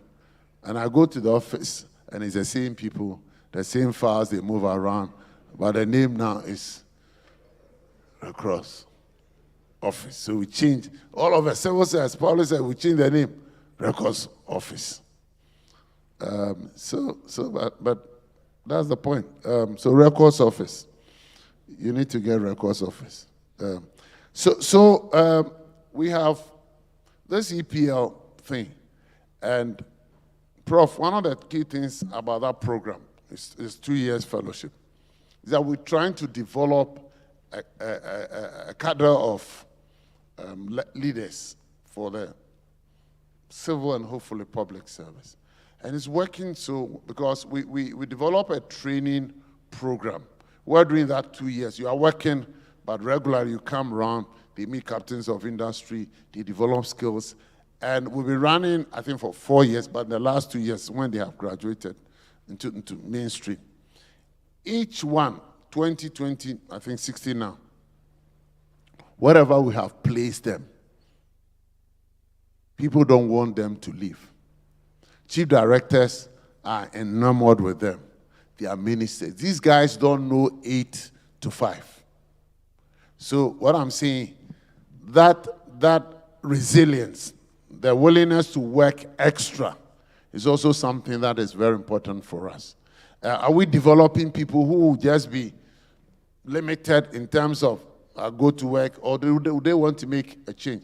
Visioning is also one of the areas that we look at now. What do these people see? Or they are just like me when I entered management service or admin class. Which one comes? Management service. Maybe it was good because let's say I was very happy there because I'm ordained to talk. Let me close. How many minutes do I have? 5 minutes. Okay. When the Spirit of God is upon me, I'm ordained to talk. So 5 minutes. So what I'm trying to say is this EPL program has brought to us clearly that we need people who have this ability. I mean, the flexibility is very important. But the last thing, I deliberately waited for that, is people ethics. Ethics. Ethical leadership. Ethical leadership. And most of our recruitment exercises for middle and senior levels, we have exercises to test your ethical ground. Because we believe that it's one of the major areas that we are struggling as a country. And I am convinced that if we are able to do some of these things, ethics, positive attitude to work, developing new competencies, and I think I've talked of agile. And then, I know I have 3 minutes more. Establishing performance and results. Prof, I don't know if you remember that work. I think that was commissioned by the late Obechebi Lamte. You know, we had a project where, let's say, 400 boreholes were dug. But they were dug during the rainy season. And you know, it was getting to election time. So instead of it going 40 feet deep, I'm just using figures, it got to 20 feet. You know, when it's rain season, the water table is up there. So 20 feet, you get what? Water. So we take it off the resources. We've done 400 boreholes. Then comes dry season. 400 non-functioning. But the thing is that you can see 400 boreholes cross all over the place. What happens? Performance versus results is an issue, or what we call the impact thing. That's the kind of people who are just not be interested in going through the motions, procurement process, and say that, oh, we have, take the box. But what is the impact? What is the result? And that thing must start from here. Because more often than not, the people who come to our offices are just interested in the results. They don't want even to think beyond that. And that makes the analysis, that makes skills development a major process. So ethics is a key thing for us. Of course, you have issues of mentoring and coaching and all that. So let me end. Let me read what they have here.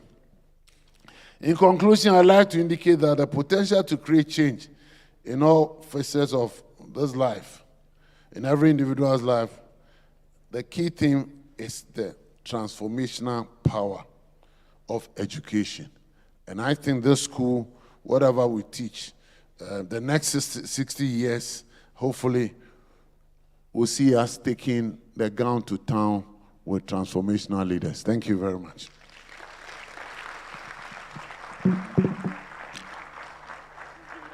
Give it up, give it up, give it up. Keep clapping for him. Thank you so much, Mr. Nana Ejekum, for... thank you so much for Nana Ejekum. Yes, I think Nana warned us earlier about his CV. He has a very long CV. He warned us that we shouldn't come and talk so much about him. We should just keep it simple for him. Please give it up to him once again. Give it up to him. We're so grateful. Yes, after we will have the provost to speak to us, but after provost speaks to us, we will also have some time for questions. So if you have any questions, you can put it down so that right after the provost is done with us, you can ask the questions you want to ask. So please, let's invite the provost as he gives us something small to take home. Please give it up to him. Give it up, give it up, give it up, give it up, give it up.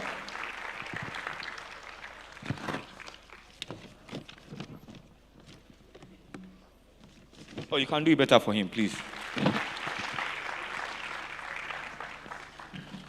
Thank you very much.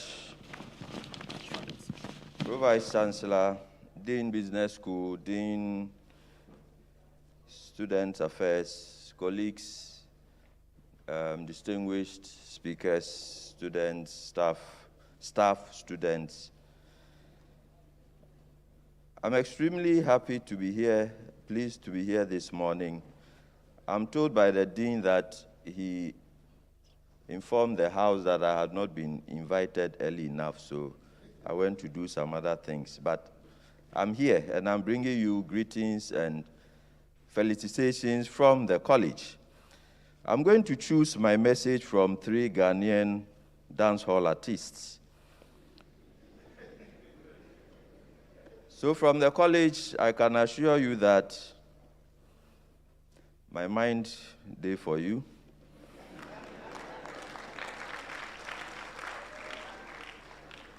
And my heart beats for you. That's from Jackie, for those who don't know. And from Black Sheriff, Kona Kobi Sasemi, guy named Yesen. And finally, from Kevin Boy,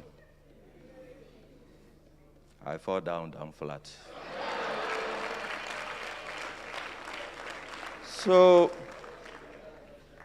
mind and heart. Students would like you to bring your mind and heart to what we teach. Because if you don't do that, those in town won't feel you. And that's also from another dancehall artist. And if they don't feel you, the questions they ask are, what do they teach you at Legon? They don't teach you anything. But you and I know that we teach you things. We teach you many things. And as for falling down flat, it means that we want you to commit yourself completely. Falling down flat, literally and figuratively, means that subjecting and subjugating yourself to the knowledge and then applying it to solve problems in this country. So let's fall down flat for the University of Ghana. As students, and then moving from university to town, and then for those of us who also teach and do research and produce the students, let's also fall down flat, because sometimes our students complain that they don't feel us enough.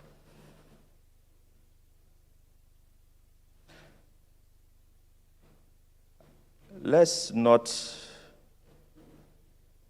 like EL, come here and finish, look back and say, Kabuame. Thank you very much.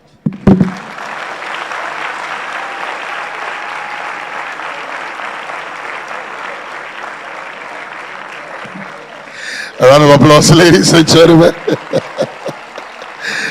Provost guy. Yeah, I was expecting a few Sarkodie lines, but I guess he had to see the time we had another. So now time for us to get those questions. And right after that, we would allow the dance ensemble to give the display. So quick questions before the performance. Just 5 of them, please. Just 5 of them. And I have my co-MCs here to help us with yes. Okay, thank you very much. My name is Vera. And this one goes to the Dr. Abel Hammond, Director, Health Services. So I was actually intrigued when you spoke about the issue of digitalization and how you could use that to gauge if somebody is vaccinated, etc. I've had something that has been plaguing my mind for years. Sometimes you send somebody to hospital, and once the hospital is different, sometimes the treatment actually starts from the grass, the very basic. In some cases, they have allergies you don't know because the records are not with the institution. I remember I asked my professor who linked me to some statistician at Kolibu almost 10 years ago as to, do we ever have the desire to see a health system that is so linked? Such way that if I happen to travel to Takrady, but I go to hospital at Kolibu, and I have a relapse, and once they can key in an ID, so in this case, the Ghana card details, everything about me pops up, including medications I'm on, things I react to, etc. So that one way or the other, something that is not the fault of a medical doctor actually emerges as medical negligence because they gave you a drug that suddenly takes you out and not because they didn't take care of you, but it was a normal protocol. But if they had known that you could react, can we look forward to something like that? I've been looking around. I asked my supervisor over 10 years ago when he linked me to the statistician at Kolibu then, because he was researching something. I'm still wondering, can we hope for something like that? I think it would help us. Thank you. Okay, thank you for the opportunity. Dr. Hammond, I think that was a very comprehensive framework you showed that. Congratulations for that, you and your team. I was particularly looking at monitoring and evaluation. One of the things that I think you were able to carry the whole nation at the early part of the pandemic. Almost all of us were glued to the TV looking at the numbers, the fatalities, and trying to use it for our own decisions. And then, of course, we saw continuous adjustment of the measures and then some changes here and there, but I didn't actually see it clearly featured in the framework.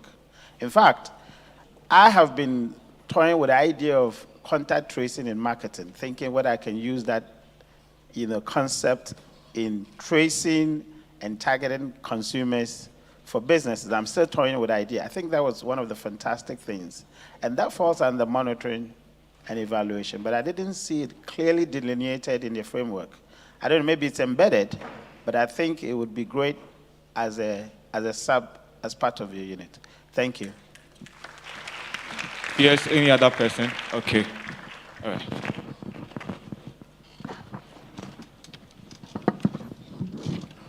Thank you so much. So my question goes to Dr. Ebo Hammond. Dr. Ebo Hammond, we are learning a course called epidemiology, where we believe that it is the study of the distribution of disease. And one of its uses is that it helps in cost management in healthcare. So I want to ask, how does COVID help in the cost management of healthcare? Yes, so I'm saying that one of the uses of epidemiology is to help in cost management when it comes to healthcare. So I want to ask, how has COVID helped in cost management in our healthcare system? Okay.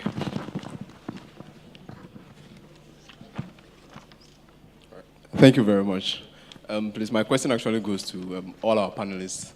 In all your presentations, I realized even though you had a topic to speak on, you had a way of managing the situation by bringing on other scenarios to bring your points much clearer. And so, please, I would like to ask, as you focus on what you are presenting, I think it's more of a communication question. How do you incorporate other stuff that may seem, not relevant or straight to the point, but still end up carrying us along and making your presentation more enjoyable? Thank you. All right, so I think they should answer these 4 questions. Okay, one last person, then they'll answer. Okay, so thank you very much for the opportunity. Please, this one goes to Dr. Ebo. Please, there has been a current debate about voluntary euthanasia, which has to do with some health personnel voluntarily taking the lives of patients to curtail the cost involved in bringing back lives of these people. So in the pandemic, we all realized that it was very expensive. So could Ghana adapt or could Ghana accept voluntary euthanasia? Thank you very much. If we could do that, thank you. All right, thank you. Dr. George will say something and then the speakers will attend to the questions for us. So my question is to Nana Jekum. Since people sing, I'm wondering if I have to start training my voice and improve my dancing skills as well. All right, please give it up to Dr. Champon. Okay, so please let's tackle the questions first, and then we'll move on to the next set of questions. Thank you. Okay, thank you very much. I think they are very important questions. Digitalization, madam. I have good news for you. Last in 2020, I think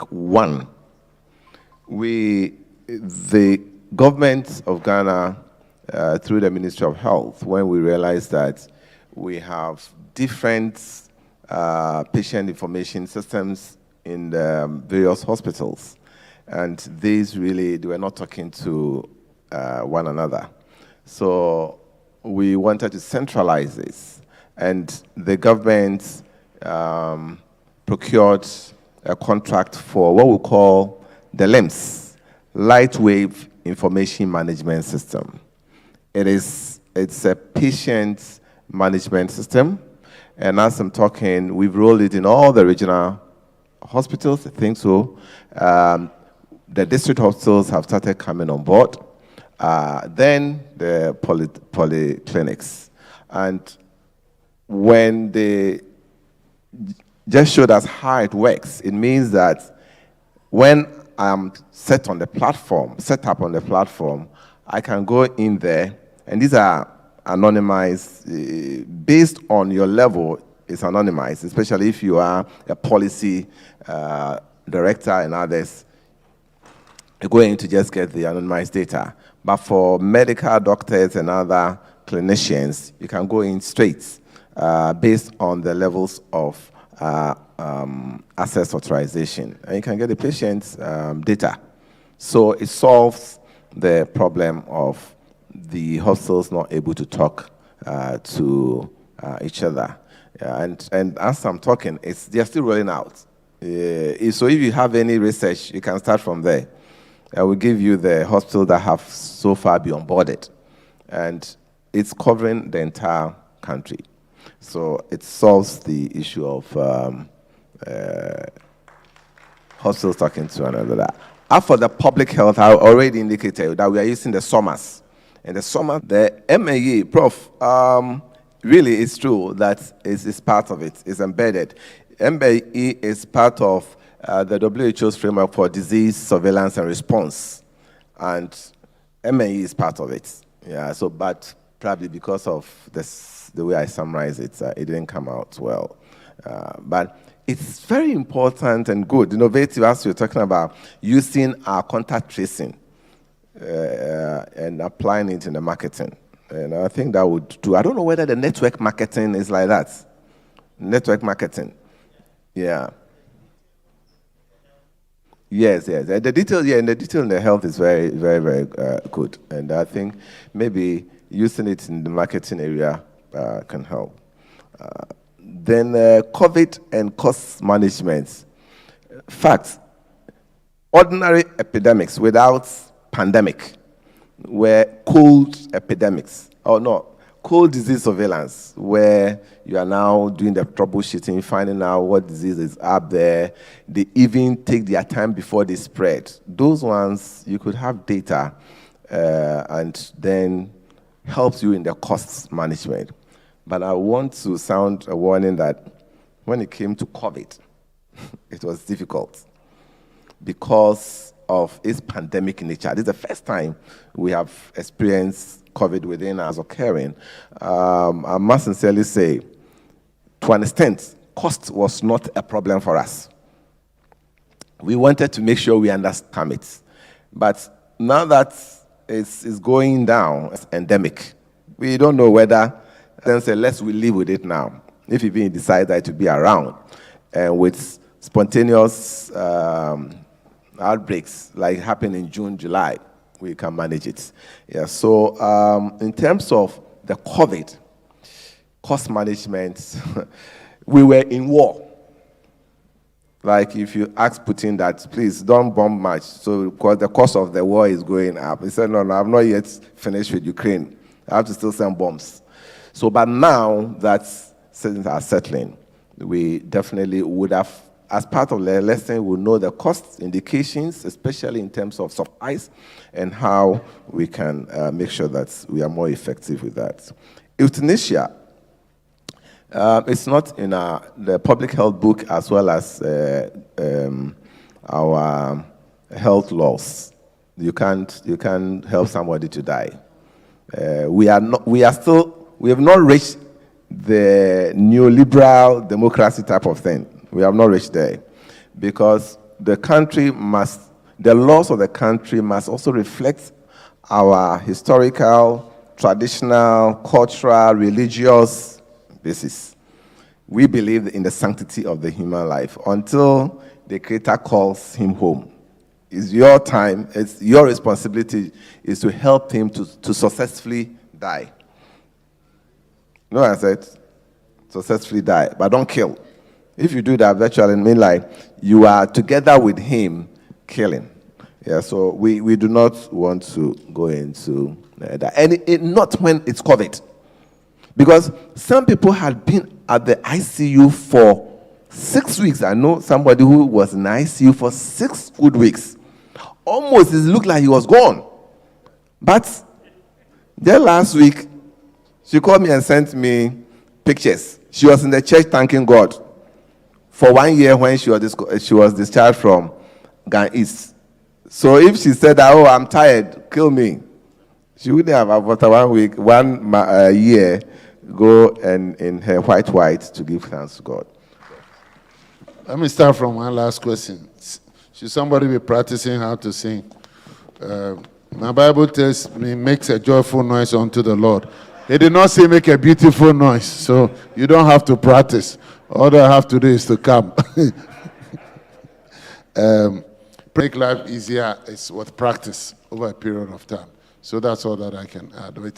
It's like an art itself, and over a period of time, you get into that. So whenever you have an opportunity to do any of these things in your own small way, take advantage of that and learn how to do presentation. That's all. Thanks. Thank you very much. A round of applause, ladies and gentlemen. Yes, I know, but would create time. Shortly, we should have a performance from. Still on commercial break, please.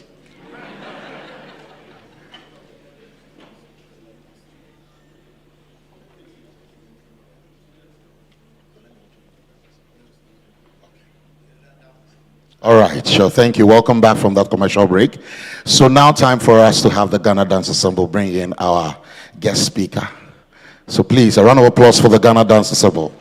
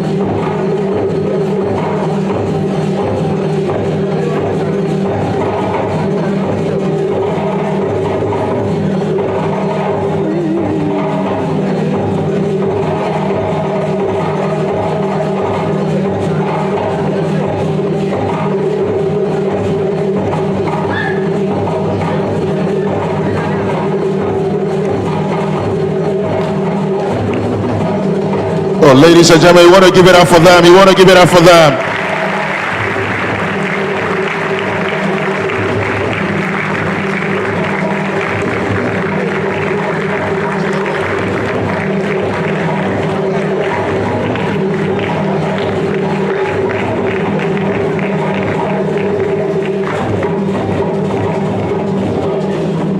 Oh, come on, give it up for them again. So,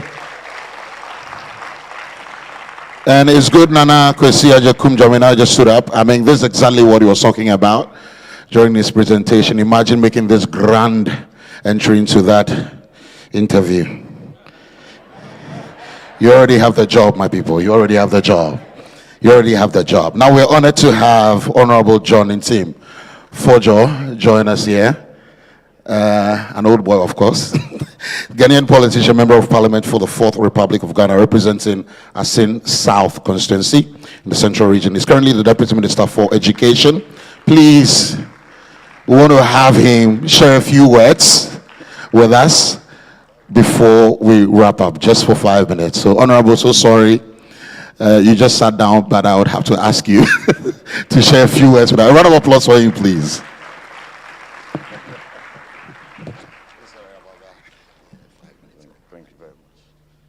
Thank you very much, Giovanni. Professor Chair, distinguished members of the high table, I think because of time, I'm informed by that to cut the protocol short. But with the permission of the chair to stand on existing protocols, all renowned academics here, distinguished students, indeed I'm excited to be here on this occasion on behalf of Dr. Yawase Duchum, discussing the future of business education, recognizing that business is the heartbeat of the transformation of this economy.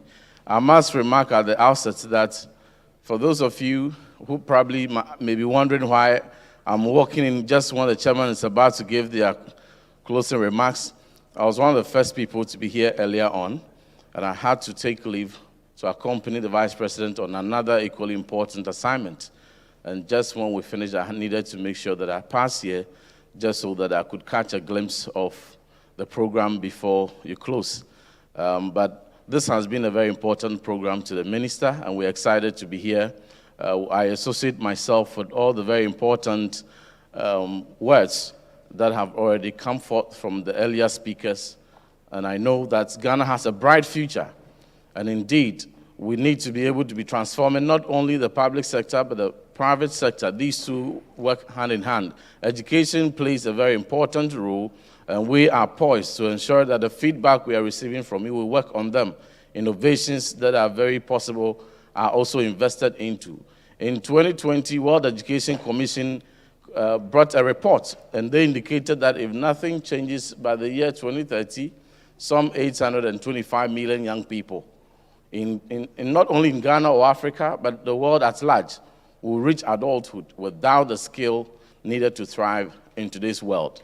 So definitely nearly half the global youthful population, if we don't reform country by country how education is done to position ourselves to meet the dictates of the changing economies and the dictates of the 4th Industrial Revolution, and training the people with the 21st century skills that will make a difference in the private sector and also improve an efficiency and effectiveness in the public sector, we would not be doing a very good service. And therefore, we are not just minded to produce a people to thrive, but beyond that, a people to excel in every sector they find themselves, and having the appropriate mindsets to be able to make a change in contributing their quota to transforming the fortunes of this country. So with these few remarks, I would like to congratulate the organizers of this event and to thank you all for your active participation. I thank you very much. God bless you.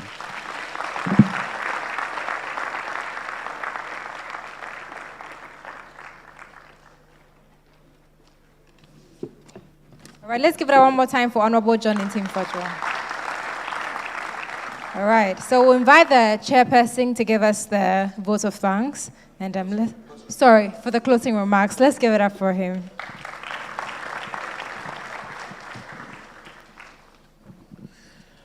Thank you very much. Honorable Deputy Minister, provost of the College of Humanities. He's a man I call the Dean of the Provost. And today I also learned that he's a music producer. and he's specifically interested in dance halls. So that's Dean of the University of Ghana Business School, our distinguished keynote speakers, heads of departments, directors, colleagues, students, ladies and gentlemen. I think we've had a very engaging 2 hours, and I think the two keynote speakers have given us very stimulating presentations, and I think we've all learned a lot this morning. The first speaker took us through how the COVID pandemic unfolded in Ghana, and he covered all the contributions from the various players, starting from the president, and all the way down to the hospital staff, our healthcare professionals. And I think that the reason why we were able to largely withstand the pandemic is because of the collective efforts of everybody. I think that Doc forgot about the role of scientists, so I want to slightly edit his slides next time and add a slide for the scientists. I think that one of the unique things about Ghana's response was actually the engagement of scientists and the use of scientific evidence in guiding decisions. And even the president himself acknowledged that anytime he was going to give those, what do you call it, fellow Ghanaians speeches, his advisors would call us for us to tell him the undiluted facts on the ground, what's happening with the virus and the variants and all that. And he always incorporated that in his speeches. And I think that that is a key thing that the public health infrastructure in Ghana need to recognize and incorporate going forward, that scientists, even though we don't want any of your money, we want to be able to contribute and make our nation strong using scientific evidence. And then Nana himself took us through the realities of the job market. That some of these things that he told us, you will not be taught in class. They are not in the books. They only come from those who are in the real world. And that is something that students value a lot, because those are the street skills that you need in order to survive in a very competitive world. So Nana, thanks for the insights. I think that overall, what this week is about engagement between industry and academia. And like other speakers have underscored, our friends from industry, some of them complain about the fact that we train students who are not fit for purpose. And I always say that we have the best students. University of Ghana, we have the best students.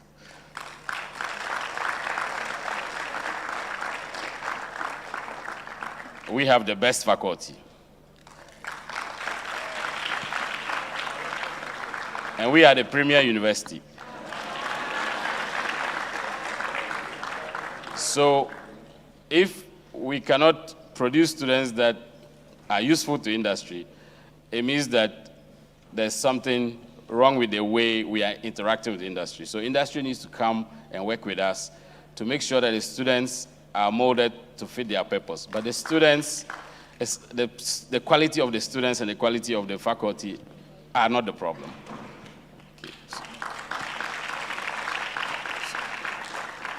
And the business school, again, is setting the pace in industry-academia relationships by constantly engaging with their stakeholders and designing programs that are responsive to the needs of the industry. And you can only do that when you engage with industry, regularly, and having alumni, across the industry space facilitates that. So we would like to encourage our friends in all sectors of, the industry to also reach out and engage with the university. And when we reach out, I hope that they also would respond accordingly. So, ladies and gentlemen, I would like to end by congratulating the business school once again, and I wish you a very successful management week and 60th anniversary. Thank you very much. All right, thank you so much, Professor Gordon Awandare, for closing remarks. We're going to take the vote of thanks from Lady Renana Kobna. All right, and as she comes, we'll have our item 13 after the event with a music interlude from the gramophone chorus. So let's give it up for Renana Kobna.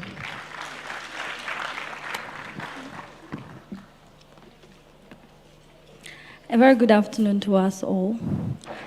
I deem it an immense honor to be called upon to propose the vote of thanks on this August occasion.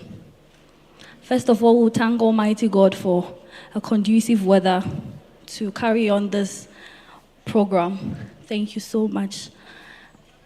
Our heartfelt gratitude also goes to our chairman for this occasion, Professor Gordon Awandare.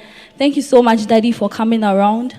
Not only taking time out of your busy schedule to grace this occasion, but also contributing towards the subject matter. We've learned a lot, and we say thank you. We also want to thank our keynote speaker, who, due to equally important assignment, couldn't come around, but brought a rep to speak to us. Reverend John Intim Fojo, Deputy Minister of Education. Thank you so much, Daddy, for making time to come and share some few words with us. We are grateful. And to our speakers, Dr. Ebo Hamon, Mr. Nana Kwesi Ejekum Dramina, and Dr. Ebo Hamon, we are so grateful for the insights. We've learned a lot. And I should say, when it got to the COVID aspect, I was so much interested, because we know that the public admin and health services are chairing this occasion. So in conjunction with the current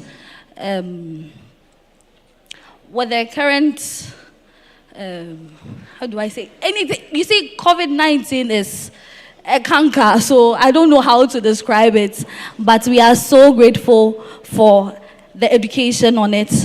We also want to say a very big thank you to our Papa himself, Professor Justice Bawele. He's always around for us. I believe we should give him a round of applause. Thank you so much. He's the Dean of the Business School, and he's always around to help us. And to Gramophone Chorus Choir, we say a very big thank you for the melodious music interlude, and also would want to say a very big thank you to Reverend Newland Kojo Aman. Thank you, Daddy, for coming around to grace this occasion. We are so grateful. And also to our sponsors, Specialized Ministry of Tourism, Arts and Culture, St. John's Hospital and Fertility Center, Magdan, Joy Business, and all other protocol observed. We are so grateful for your contribution and your presence. And to the department in charge, Public Admin and Health Services. This program wouldn't have been Management Day without them. For your dedication, for your toil, your hard work, for your sleepless nights. Thank you so much. For all the committee members, committee heads, the chairperson herself, Dr. Lilian. We are so, so grateful. Thank you so much, Mami, for making this a memorable one. And to all alumni, the HODs, our all-time dedicated staff, faculty members, we say thank you to all of you. And to the dancers, Ghana Dance Assemble, we are so grateful for your presence. I believe we all enjoyed their dance, Yes, we are so grateful. And to the media team, we can't say thank you to everyone without acknowledging you. To Malcolm's, Joy News, GTV, PMP, and all other protocols observed. We say Ayiko to you all for making it to this program despite all other programs you could have attended. Thank you. And to our dear students, I believe we should clap for ourselves. Even though most of us couldn't come early, which we apologize duly, we are so grateful for your presence. Your applause alone is highly acknowledged. We say thank you to you all. God bless us all for coming for today's program. If in the morning we hear the cock crow, then it is the entire management, the entire UGBS that is still sounding a thank you message to us all. Long live UGBS, long live UG, long live Ghana. Thank you. Oh, please give it up for her. At some point, it sounded like the midday news, but guys, that's a lot of work went in there. A lot of work went in there. Please give it up for her again. Others came with flash drives. She came with a whole diary, guys. We got to the middle page. All right. Thank you so much, guys. Well, at this point, I want to remind you that faculty and invited guest dignitaries, please, we are having a small lunch for you at the new conference room and executive hall. So please kindly take note of that. And then staff, please, we are grabbing lunch from the registry. Students, please remain seated. We'll serve you here. If you go out, you will drink water. It's been a pleasure coming your way. And of course, come on, give it up for my co-MCs. They've been phenomenal. Thank you. Thank you so much, Sami. And someone tells me that there is a football match, right? All right, so I think the dean just prompted me that there's a football match between the students and then the lecturers at 4 p.m. Yes.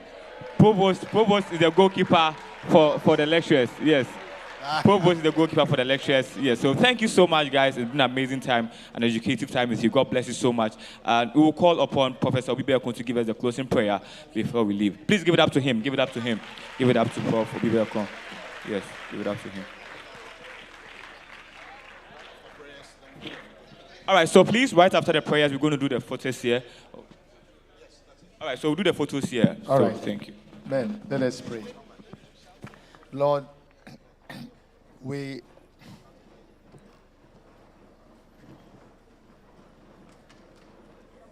are praying. Lord, we thank you for helping us since we began until now. We ask and pray that what has been presented, it will help us in many ways. We're not done with the program. We pray that you continue to see us through. And specifically for our officials that came from town, we ask that you lead all of them. We thank you for a nice day. In Jesus' name, amen. God bless you. All right, so quick reminder, school management, and faculty, invited guests, please. Invited guests, please. We are having our meals at the new conference room. And then faculty in the executive hall. Please take notes. We're taking pictures real quick. Some interludes from you.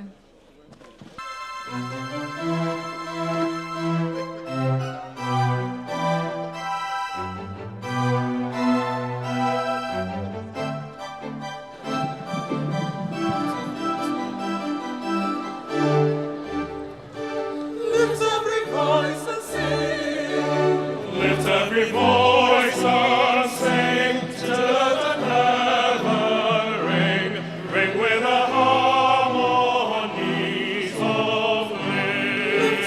It resound as the rolling waters sing a song of the new day begun. Let us march on, till victory is won.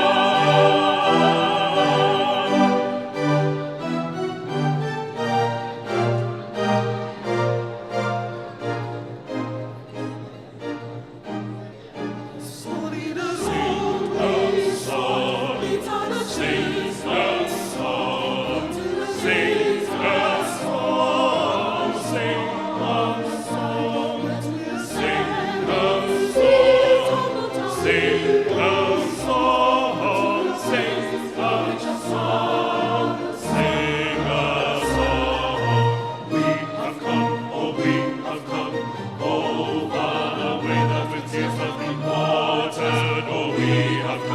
treading a path through the blood of the slaughtered, out of the gloomy past. Hello? All right, so please we'll have to take pictures with the speakers alone. So please, the speakers alone will take it. The speakers will take theirs too. So please, the speakers, let's take.